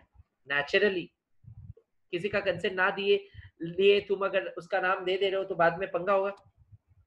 Submission of statutory declaration of compliance and other declaration, बहुत सारा डिक्लेरेशन देना पड़ता है, फॉर्म, डिफरेंट फॉर्म्स। ये सारा फॉर्म्स का नाम क्या होता है पता है? जैसे आप लोग पढ़े थे, शेयर कैपिटल का फॉर्म्स है SH, prospectus and allotment of securities का फॉर्म्स है पीएएस, ये सारा फॉर्म्स का, मैनेजमेंट का फॉर्म्स का नाम है एमजीटी, चार्जेस का फॉर्म का नाम है सीएचजी, ये सारा फॉर्म्स का नाम है INC forms, incorporation. Okay, alright. पे एंड फीस, पे fees and amount of stamp duty electronically. Okay, obtain certificate of incorporation digitally signed by ROC, पैसा देने के बाद ही तुमको ये मिलेगा, वही बोल रहे। तो क्या क्या है? Reservation name, MOA AOA submission, फिर कंसेंट ऑफ द डायरेक्टर्स, ठीक है, फिर submission and declaration, sorry submission of statutory declaration and compliances, and फिर फीस, जो असली चीज है जिसके बिना काम नहीं होगा। और फिर तुमको ऑनलाइन सर्टिफिकेट ऑफ इनकॉर्पोरेशन आ जाएगा, एंड फिर ये सारा लास्ट चीज है, declaration about address of registered office तुमको देना पड़ेगा। क्लियर है? So these are the steps broadly, and these are the steps in very generally मतलब सेंस, क्योंकि हर बार चेंज होते रहता है, बहुत सारा प्रोसीडियर ऐड होते रहता है, ठीक है, निटी-ग्रिटीज। Okay, alright. नाउ ये सारा तुम लोग एक बार खुद से घर में देखोगे। कहां से सर? ये जो प्रोसीडियर है इनकॉर्पोरेशन का, ये होमवर्क है। ओके सर, करेंगे। अभी हम लोग शुरू करेंगे OPC. Now we will start OPC. Okay, a very important, आज का क्लास में क्या क्या और कराऊंगा थोड़ा सा बोल दे रहा हूँ। ओपीसी करा दूंगा, ओपीसी कराने के बाद एनटीओ करा दूंगा, सेक्शन 8 बैक टू बैक है। एनटीओ मतलब not for profit organisations, companies formed with charitable object. Okay, ये दो करने से अपना टाइम भी हो जाएगा और ये दो कंप्लीट भी हो जाएगा। इसके बाद अपने जो नेक्स्ट क्लास है, बाकी चीज नेक्स्ट क्लास में होगा। सर बाकी चीज क्या है थोड़ा बताइए? बाकी चीज में जैसे कि है तुम्हारा changes in articles and memorandum etcetera, और कुछ एक दो चीज है जो नेक्स्ट क्लास हो जाएगा, ठीक है। तो ओपीसी एंड एनटीओ करके आज खत्म करेंगे। मैं एक बार कार्यक्रम बता दिया जाके आप लोग सॉर्टेड रहो। ओके सर, ओपीसी क्या है? 1% कंपनी, जो 1956 वाला एक्ट में नहीं था। इंडिया में ये बहुत ही लेट आया, 2013, एज लेट एज 2013 में 1% कंपनी भी हो सकता है, ये सोच लिया है। और ये यूके कंपनीज एक्ट में पहले ही आ गया था, जाहिर है, तो वही कंपनीज एक्ट से अपने भी बोरो किए। ओके सर, ये ओपीसी का फायदा क्या है? देखो, ओपीसी का फायदा बहुत सारा होता है। सबसे प्रथम जो मेरे को बोलना है वो है OPC is nothing but doing a business in a limited liability fashion as a corporate. If you are single, if you are a sole proprietor and you want to do a limited liability business, you can do it today by incorporating a OPC. One member company, private company है, वो अपना share बेच नहीं पाएगा. Encourages what? Entrepreneurship and corporatization. मैं बोला ना corporate. Procedural requirement simplified है through exemptions. मतलब हर चीज उसको नहीं करना पड़ेगा. Separate legal entity है and limited liability है. तो ये सारा चीज है advantages of an OPC. अब बोला मेमोरेंडम में उसका नॉमिनी का नाम होना पड़ता है OPC का, अभी पढ़े, ठीक है. और अदर पर्सन नॉमिनी जो दे रहे, जो जिसका नाम तुम नॉमिनी रख रहे हो, वो तो खुद नहीं हो पाओगे, खुद मेंबर हो. जिसका नाम दे रहे हो उसका रिटन कंसेंट भी देना है. और रिटन कंसेंट पहले लेना है या बाद में? पहले. तो देखो हाईलाइट कर दिया, prior written consent of the nominee shall be taken and filed with registrar. और ये नॉमिनी को ऐसा नहीं है कि एक बार नॉमिनेट हो गया तो जीवन भर उसको नॉमिनी रहना पड़ेगा. वो अगर चाहे तो विड्रॉ कर सकता है उसका कंसेंट, ठीक है. और मेंबर भी अगर चाहे, मेंबर को भी शक हो ये नॉमिनी मेरे को मार के बनना चाहता है, तो मेंबर भी नॉमिनी का नाम चेंज कर सकता है. Member can also change after giving notice to the company. Company ये रजिस्ट्रार को बताएगा. सुनने में बहुत ऐसा लग रहा है कंपनी मेंबर, अल्टीमेटली मेंबर ही तो सब करेगा. हाँ, अच्छा, लेट्स सी सर और क्या बोला है. और बोला है any such change in name shall not be deemed as an alteration of memorandum. Although nominee clause में लिखा होगा नॉमिनी का नाम, बट फिर भी बोला ऐसा चेंज OPC को जाके रिलैक्सेशन मिले, ऐसा चेंज को अपने चेंज इन और ऑल्टरेशन इन मेमोरेंडम नहीं मानेंगे. इससे सुविधा क्या होगा, इससे बहुत ज्यादा स्टेप्स है ऑल्टरेशन ऑफ मेमोरेंडम होने के लिए, वो नहीं लगेगा. अच्छा, ये वेरी इंपॉर्टेंट है, कभी भूलना मत, कभी भूलना मत. क्या एक कंपनी OPC का मेंबर बन सकता है? ओनली अ नेचुरल पर्सन, मतलब artificial legal person can not. And natural person can not be a foreign citizen, यानी कि कोई फॉरेन सिटीजन भी OPC नहीं खोल पाएगा. Indian citizen and resident both होना पड़ेगा मेंबर को. और सिटीजनशिप एंड रेसिडेंशियल स्टेटस दोनों तो इंडिविजुअल को ही मिलेगा, तो इंडिविजुअल तो होना ही है, मतलब नेचुरल पर्सन. एंड मेजर होना पड़ेगा, मेजर होना पड़ेगा. Shall be eligible, shall be a nominee. Nominee को भाई ये सब क्राइटेरिया है. और रेसिडेंट देखने के लिए खाली इनकम टैक्स एक्ट का जो सेक्शन 6 है, residential status, section 6 subsection 1 of Income Tax Act 1961 says that person residing not less than 182 days in India in a previous year shall be considered to be a resident, or 60 days in the previous year and 365 days in the immediately preceding 4 years. दोनों में से कोई एक condition fulfil करने से ही वो person resident हो जाता है एज पर section 6 subsection 1 of income tax act 1961, right. ये रेसिडेंशियल स्टेटस चैप्टर इजीएस्ट है. तो ये सर यहाँ पे क्या बोला, रेसिडेंट होने के लिए क्या लगेगा, वही 182 डेज. यहाँ पे भी सेम है, हर एक्ट में सिंक है, होना चाहिए. Okay, now this is the फंडा ऑफ रेसिडेंशियल. कौन है रेसिडेंट, कौन है. सॉरी, अब देखो, a natural person shall not be a member of more than 1 OPC. Very important, highlight.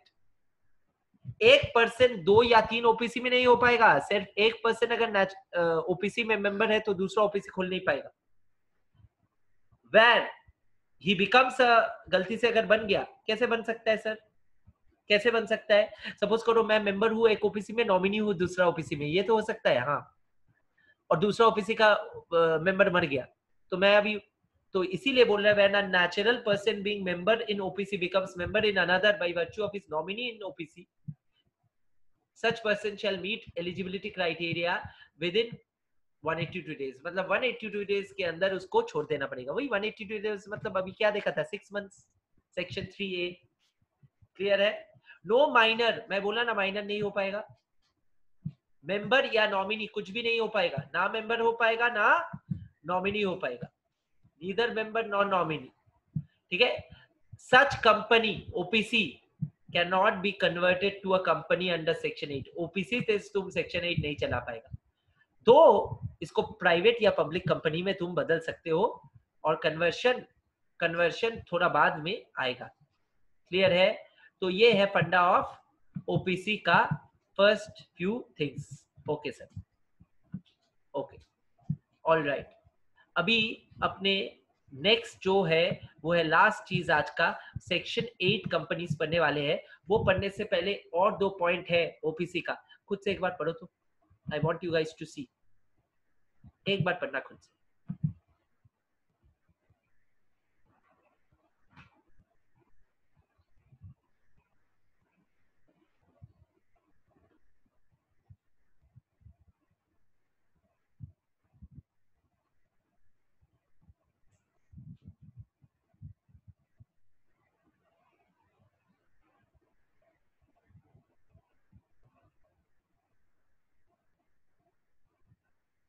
Okay, तो ओपीसी क्या क्या नहीं कर पाएगा? ओपीसी कभी सेक्शन 8 कंपनी नहीं खोल पाएगा, पाबंदी है। ठीक है? फिर नॉन बैंकिंग फाइनेंशियल कंपनी का भी बिजनेस नहीं कर पाएगा। ठीक है? और बोल रहे कि ओपीसी वॉलेंटरीली 2 साल के अंदर, ये भी सवाल आया था, ओपीसी वॉलेंटरीली खुद से 2 साल के अंदर चेंज नहीं हो पाएगा, कन्वर्ट नहीं कर पाएगा इनटू अ प्राइवेट और अ पब्लिक लिमिटेड कंपनी। ठीक है? अदर देन जहां पे उसका शेयर कैपिटल आज ही स्मॉल कंपनी पढ़े थे, इसीलिए बोला small company is relevant. Other than cases where is share capital 50 lakh के ऊपर चला गया, या फिर टर्नओवर 2 करोड़ के ऊपर चला गया, मतलब स्मॉल कंपनी का ऊपर अगर चला जाता है तो small company automatically private limited company बन जाता है। ओपीसी भी अगर 2 साल के अंदर ये होता है तो ओपीसी भी नेचुरली ओपीसी नहीं रहेगा, कन्वर्ट हो जाएगा, नेचुरल कन्वर्शन, बट वॉलेंटरीली वो नहीं कर पाएगा 2 साल के पहले। Got it? तो ओपीसी को एक बार समराइज करके इनकी सेक्शन 8 कंपनी पढ़ाता हूँ। ओपीसी का समरी क्या खड़ा होता है एक बार देखते हैं बोर्ड में।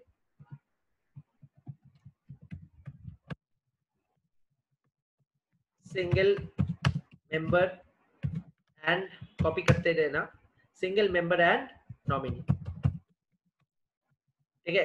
Natural person, both must be natural person and what major। ठीक है? ओके सर, इतना सारा पॉइंट्स अगर एक बार याद रख लो बस हो जाएगा। Okay, resident and citizen, resident का 182 days same as income tax, but एक कंडीशन ही काफी है, 182 डेज और more. Citizen of India of course. ठीक है? और क्या पढ़े थे बोलो? नॉमिनी क्लॉज तो ऊपर ही बोल दिया, नॉमिनी जब बोला मतलब नॉमिनी क्लॉज लगेगा। ठीक है? Consent, prior consent of nominee must be filed, obtained and filed। और क्या पढ़े थे सर? मेमोरी गेम है, याद करो, मैं भी याद कर रहा हूँ। तो प्रायर कंसेंट ऑफ नॉमिनी के बाद नॉमिनी कैन बी चेंज्ड और can not be changed, can be changed. Number 6 बोलो। अच्छा, nominee can be changed, will मतलब नॉमिनी खुद भी चेंज कर सकता है या फिर वो भी चेंज करा सकता है जो मेंबर है। Okay sir, one cannot be one cannot be a member for more than 6 months। One cannot be a member in more than one OPC। 6 महीने के अंदर अगर हो गया इन केस, तो फिर 6 महीने के अंदर छोड़ना पड़ेगा कोई भी एक में। Okay sir.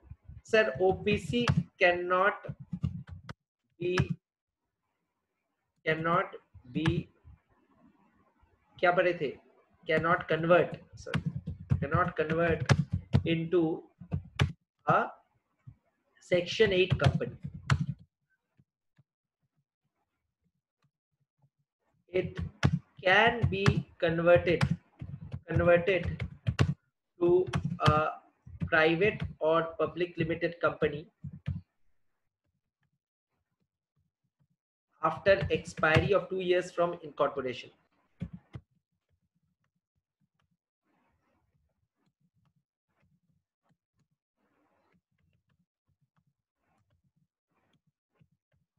Okay. Lastly, NBFC business not allowed.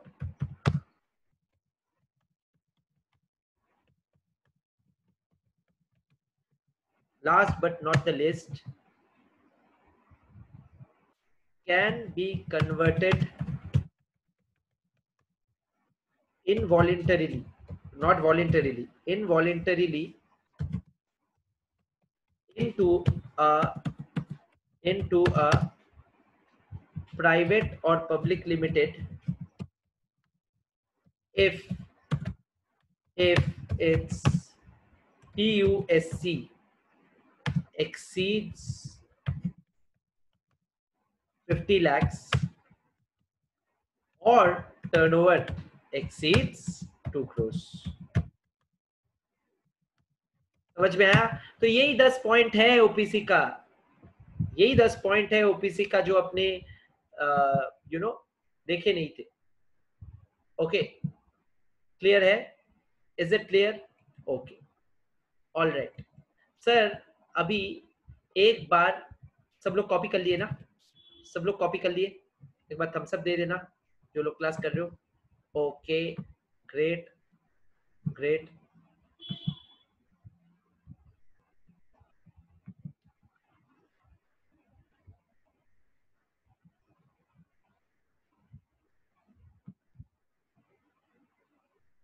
Point eight मैं बोल रहा, point eight sorry point eight मैं लिखा के पॉइंट एट को बहुत लोग को दिखाई नहीं दे रहे.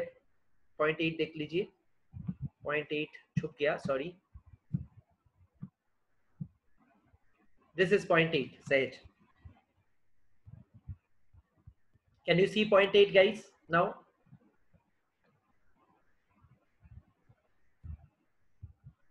All right, folks, let us do last but not least.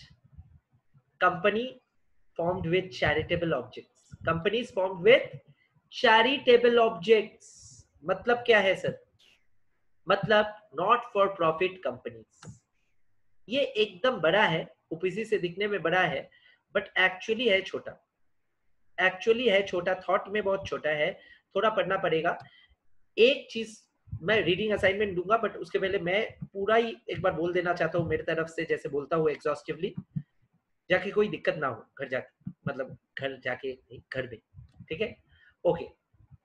Object क्या होना चाहिए, कौन सा ऑब्जेक्ट को चैरिटेबल ऑब्जेक्ट बोला जाता है, ये पहले देखना और सीखना और रटना इंपॉर्टेंट होता है. आई डोंट बिलीव इन रटना, you guys know that, but हो जाएगा, वो भी एक प्रैक्टिस में हो जाएगा, जाके लैंग्वेज बहुत सही निकले क्लाइंट के सामने या एग्जाम का पेपर में या क्लास में पढ़ाओ. Technical language. Okay, now section 8 companies deals with formation of companies which are formed to promote. ये लैंग्वेज याद रखना, प्रोमोट. देखो बोल्ट कर दिया वो लोग, इसीलिए मैं खुश था और मैं बोला था यही बुक पढ़ेंगे. मैं ऐसे नहीं बोला था, कारण है. Promote what? Charitable objects. नाम ही तो है चैरिटेबल ऑब्जेक्ट्स. चैरिटेबल ऑब्जेक्ट्स में क्या क्या है ये याद रखना पड़ेगा. ये मैं कैसे याद रखता हूं? मैं याद रखता हूं ऐसे, कॉमर्स, आर्ट, साइंस, ये क्लास 11 में हम लोग ये तीन ले सकते हैं, और ये तीन के साथ साथ क्या होगा, स्पोर्ट्स भी होगा, और this will complete my education. Link system दिमाग में रखो. एंड फिर रिसर्च, हायर स्टडीज, उसके बाद क्या होगा, रिसर्च. फिर रिसर्च करके इतना एडुकेटेड होके सोशल वेलफेयर करेंगे, और उसके साथ साथ रिलीजियन और चैरिटी. और प्रोटेक्शन ऑफ एनवायरनमेंट करने का प्लेज लेंगे। सर ऐसा स्टोरी करके हम लोग पढ़ सकते हैं? हाँ, this is how good you are in imagination. देखो तुम याद हो गया स्टोरी, मैं ना देख के अब बोलूंगा कितना आसानी से। कॉमर्स, आर्ट, साइंस, मैं 10 के बाद तीनों में से एक लूंगा। स्पोर्ट्स खेलूंगा, मैं कॉमर्स लिया था, स्पोर्ट्स खेला था। और फिर एजुकेशन मेरा कंप्लीट होगा, फिर मैं रिसर्च शुरू करूंगा। मैं पढ़ाना शुरू किया, वो पढ़ाना ही रिसर्च हो गया। रिसर्च शुरू करते करते पढ़ाते पढ़ाते सोशल वेलफेयर हो रहा है। रिलीजियन खाली एक चीज मैं किया नहीं कभी, रिलीजियन, ठीक है, रिलीजियन भी ले लो, रिलीजन का भी गुड एंड बैड है। I never say religion is bad, I don't do it. So religion, charity and protection of environment जो करना चाहिए, अभी हो रहा है थोड़ा बहुत, ग्लोबल कंजम्पशन घट गया है, प्रोटेक्शन थोड़ा बहुत हो रहा है एनवायरनमेंट का, ठीक है। So these are the objects for which, और charitable objects with to promote which we form a section 8 company. Clear है? तो ये एक बार ना देख के लिख लो, और यही एग्जाम में लैंग्वेज जो लिखेगा उसको तो फुल मार्क्स मिलेगा। तो अभी तो तुम लोग याद कर लोगे, कभी मैं बोला ना इमेजिन करा दूंगा मैं ऐसे, कभी भूलोगे नहीं। अभी रटना भी सिखा दूंगा, audit and law. Okay, alright, आ जाओ आ जाओ। सेक्शन 8 कंपनी का ये जो ऑब्जेक्ट्स है, charitable objects to promote, form to promote, keywords को खाली लिख रहा हूं, charitable objects like, number 1 commerce लिखना, कॉमर्स स्टूडेंट्स है ना आपने, कॉमर्स, 2 साइंस, 3 आर्ट्स, कुछ भूल गया तो बोलना, 4 स्पोर्ट्स, वही ऑर्डर में देखो लिख पा रहे हो, एजुकेशन, फिर एजुकेशन इस लेवल में खत्म हुआ तो क्या होगा, रिसर्च, रिसर्च शुरू होगा।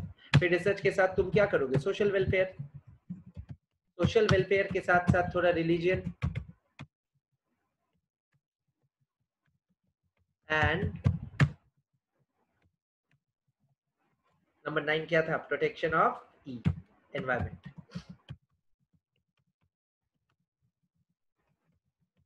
याद रहेगा दोस्त? याद रहेगा दोस्त?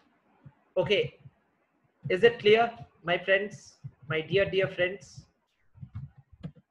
ओके ओके सर, ऐसे रखते हैं। हाँ, imagination, you have everything in your head is capable of doing wonderful things, just you need to have the head in its place, that's it. Okay, now let us come back to what we were studying. तो ये है, अच्छा बोलो, ना देख के बोलो, अब तो पढ़ने का दरकार नहीं है, अब थोड़ा इमेजिन करेंगे। सेक्शन 8 कंपनी या कोई भी एनटीओ, बचपन में भी क्लास 11 में भी financial statements of not for profit companies पढ़ते हो ना? हाँ, ठीक है। तो ये बचपन से ही हम लोग सीख लेते हैं कि कोई भी ऐसा कंपनी क्या अपना प्रॉफिट्स ड्रॉ कर पाएगा? कभी नहीं। They can not draw their profits, they can not withdraw their profits. तो देखो, such company intends to apply its profits in promoting its objects and prohibiting the payment of dividend to its members. Very important line, जोड़ जोड़ के घिस घिस के highlight करो, ठीक है। अच्छा सर, ये चार्ट दिया, हाँ चार्ट में वही दिया। अभी मैं 2 चीज बोलूंगा, ये तुम लोग खुद से पढ़ना घर में, और फिर मैं जो जो बोलूंगा जल्दी जल्दी बोलूंगा, फिर खत्म करके आज का क्लास खत्म करेंगे। थोड़ा सा 10 मिनट बाद ही चालू किए थे आज, 2:10 में चालू किए थे, मेरे को याद है, तुम लोग को भी याद होना चाहिए। मैं वेट कर रहा था सब आ जाए, ठीक है। तो प्लीज थोड़ा सा एक्सटेंड होगा तो कुछ मतलब थोड़ा सा बेयर कर लो। ओके, तो sir, power to issue government, power of CG to issue licence, अब क्या है मैं थोड़ा ये समझा दूं। सेक्शन 8 कंपनी बोल के कोई कंपनी इनकॉर्पोरेट नहीं होता है। एक कंपनी को इनकॉर्पोरेट किया जाता है ईदर एज प्राइवेट और पब्लिक लिमिटेड। ओपीसी तो हो ही नहीं पाएगा, तो ओपीसी नहीं बोला इसमें। इधर एज प्राइवेट और पब्लिक कंपनी, और उसके बाद वो कंपनी अप्लाई करता है सीजी के पास यानी कि एमसीए के पास for CG to grant it license under section 8, और इसी को बोला जा रहा है granting of license under section 8। यानी कि ये जो power of CG to issue the license है, ये नॉर्मल कंपनीज के लिए बोला कि नॉर्मल कंपनी जो जो सीजी को अप्लाई करेगा, मेरे को सेक्शन 8 का लाइसेंस दीजिए, मेरे को सेक्शन 8 का लाइसेंस दीजिए, वैसा कंपनी को बहुत समझ के सोचने के बाद वो कंपनी को लाइसेंस ग्रांट करेगा सीजी यानी कि एमसीए ऑफ सेक्शन 8। और ये लाइसेंस मिलने के बाद आपका कंपनी का नाम जो लिमिटेड या प्राइवेट लिमिटेड से खत्म होता था वो कट जाएगा, स्ट्राइक ऑफ हो जाएगा। ठीक है, without addition of the words limited और, क्लियर है। और जहां पे आगे जाके गवर्नमेंट सेटिस्फाई होगा कि तुम्हारा ऑब्जेक्ट्स और रेस्ट्रिक्शन और प्रोहिबिशन जो है कंपनी का, सेक्शन 8 कंपनी का ऑब्जेक्ट्स है, रेस्ट्रिक्शन प्रोहिबिशन है। क्या रेस्ट्रिक्शन प्रोहिबिशन है? डिविडेंड नहीं बांट पाएगा और प्रॉफिट्स को सिर्फ प्रमोशन ऑफ ऑब्जेक्ट्स के लिए यूज करना पड़ेगा, अप्लाई करना पड़ेगा स्ट्रिक्टली। जहां पे सेंट्रल गवर्नमेंट को इंस्पेक्शन या कंप्लेन हुआ, पता चला कि कंपनी ये सब कंप्लाई नहीं कर रहे सेक्शन 8 कंपनी, तो उसी दिन लाइसेंस को रिवोक कर देगा, लाइसेंस को रिवोक कर देगा और वापस वो लिमिटेड या प्राइवेट लिमिटेड वर्ड आ जाएगा। मतलब तुमको वापस नॉर्मल कंपनी में रिक्लासिफाई कर देगा और फाइन वगैरह भी लगेगा। सर ये जो सेक्शन 8 कंपनीज है, ये सबका प्रिविलेजेस क्या है? Privileges of a limited company on registration of the company shall enjoy same privileges and obligation as a limited company. Company का privileges सेम है, उसके ऊपर जाके भी है। इनकम टैक्स एक्ट में सेक्शन 11, 13 बहुत सारा चीज, 10 में देखोगे क्या क्या एग्जेम्पशंस वगैरह दिया हुआ है। सर अ फर्म में B member of the company registered under section 8, yes, no bar, मतलब कोई रोक नहीं है। Alteration of memorandum and articles करना पड़ेगा, हाँ ठीक है, बट कर सकते हो, बट सेक्शन 8 कंपनी को एक वादा है। हम लोग नेक्स्ट क्लास पढ़ेंगे alteration of memorandum and articles. तो alteration of memorandum and articles करने के लिए जो नॉर्मल रूल्स है, उसके साथ साथ सेक्शन 8 कंपनी अगर ये कर रहे हैं, तो सेक्शन 8 कंपनी को लाइसेंस मिला सीजी से, तो सीजी से प्रीवियस अप्रूवल टू ऑल्टर भी लेना पड़ेगा। क्लियर है? अच्छा सर ये कंपनी क्या दूसरा कंपनी में वो कर सकता है, अदर काइंड ऑफ कन्वर्ट कर पाएगा? हाँ ठीक है, बट स्पेशल रेजोल्यूशन पास करना पड़ेगा, ऐसा नहीं होगा। बहुत सारा चीज है ना। अच्छा सर और क्या है बता रहा हूं, don't worry at all. Okay, और है तुम्हारा रिवोकेशन ऑफ लाइसेंस, में जो बोला वो गवर्नमेंट ही खुद से करेगा। एक बार देख लेना, वाइंडिंग अप डिसोल्यूशन पेनल्टी, और ये एक्सेप्शंस पर आके मैं खत्म कर रहा हूं, तुम लोग बाकी देख लेना, ठीक है। एक्सेप्शंस में क्या है सर, हम लोग, मैं एक बार बोलना चाहता हूँ, एक्सेप्शंस भी पढ़ा हुआ है इसलिए मैं बोल रहा हूँ। हम लोग पढ़े थे ना नोटिस, यानी कि chapter 7 management and administration of companies, जो हम लोग पहला चैप्टर किए थे सिलेबस स्टार्ट जब किए थे, अपना बैच जब कंपनीज एक्ट का स्टार्ट किए थे, आज ऑलमोस्ट आखिरी दिन में है कंपनीज एक्ट का, ठीक है। तब हम लोग स्टार्ट किए थे ये 60 मार्क्स का जर्नी। तब मैं बोला था ना कि 21 क्लियर डेज का नोटिस मीटिंग का मिलना चाहिए। सेक्शन 8 कंपनीज को exemption है from this provision, they have a shorter period for notice, they have a 14 days notice, याद है। और वही चीज यहाँ पे देखो लिखा हुआ है, पढ़ा हुआ है, requirement of minimum number of directors does not apply. ये डायरेक्टर्स वाला चैप्टर एक्चुअली सीए फाइनल में, बट फिर भी देख लो, सेक्शन 8 तो सीए इंटर में। Did not constitute any committee, वो सारा ऑडिट, ये जो कमिटी है, nomination remuneration committee, share holders relationship committee, ये सब बाकी कंपनीज का है, ये कंपनी का नहीं है। तो उसके बाद दे दिया, तो तुम्हारा चैप्टर खत्म। अब ध्यान से सुनना, मैं आज का क्लास खत्म कर रहा हूँ, बट तुम लोग को कुछ होमवर्क दे रहा हूँ। I am giving you guys some homework and फिर खत्म कर रहा हूँ। 2 मिनट लगेगा, यहाँ तक अच्छे से पढ़ लेना, रीडिंग करना, और इफेक्ट ऑफ रजिस्ट्रेशन छोड़ देना, मेमोरेंडम पढ़ लेना, पढ़ा दिया इसलिए बोल रहा हूँ। और मेमोरेंडम में क्लॉजेस अंदर में जाके भी पढ़ सकते हो, नहीं भी पढ़ सकते हो, क्योंकि सब समझा हुआ है। फिर मेमोरेंडम के बाद थोड़ा डॉक्ट्रिन दिया हुआ है, डॉक्ट्रिन भी पढ़ लेना, ये भी फाउंडेशन का चीज है इसलिए बोल रहा हूँ। ठीक है, मैं डिस्कस करूंगा एक बार। आर्टिकल्स भी पढ़ना। फिर मेमोरेंडम, आर्टिकल्स एंड डॉक्ट्रिन पढ़ने के बाद क्या पढ़ेंगे सर, मैं बता रहा हूँ, act to override memorandum and article section 6, ये भी पढ़ना। और थोड़ा सा रीडिंग असाइनमेंट दे रहा हूँ, जाके ये चैप्टर में कुछ बाकी ना रहे, जैसे हर चैप्टर हम लोग कॉम्प्रिहेंसिवली किए ना, तो effect of memorandum and articles नहीं पढ़ने से चलेगा। Alteration of memorandum very important, लिख के रखो, पढ़ना। ठीक है, मैं नेक्स्ट दिन बोलूंगा, आई विल टच अपॉन।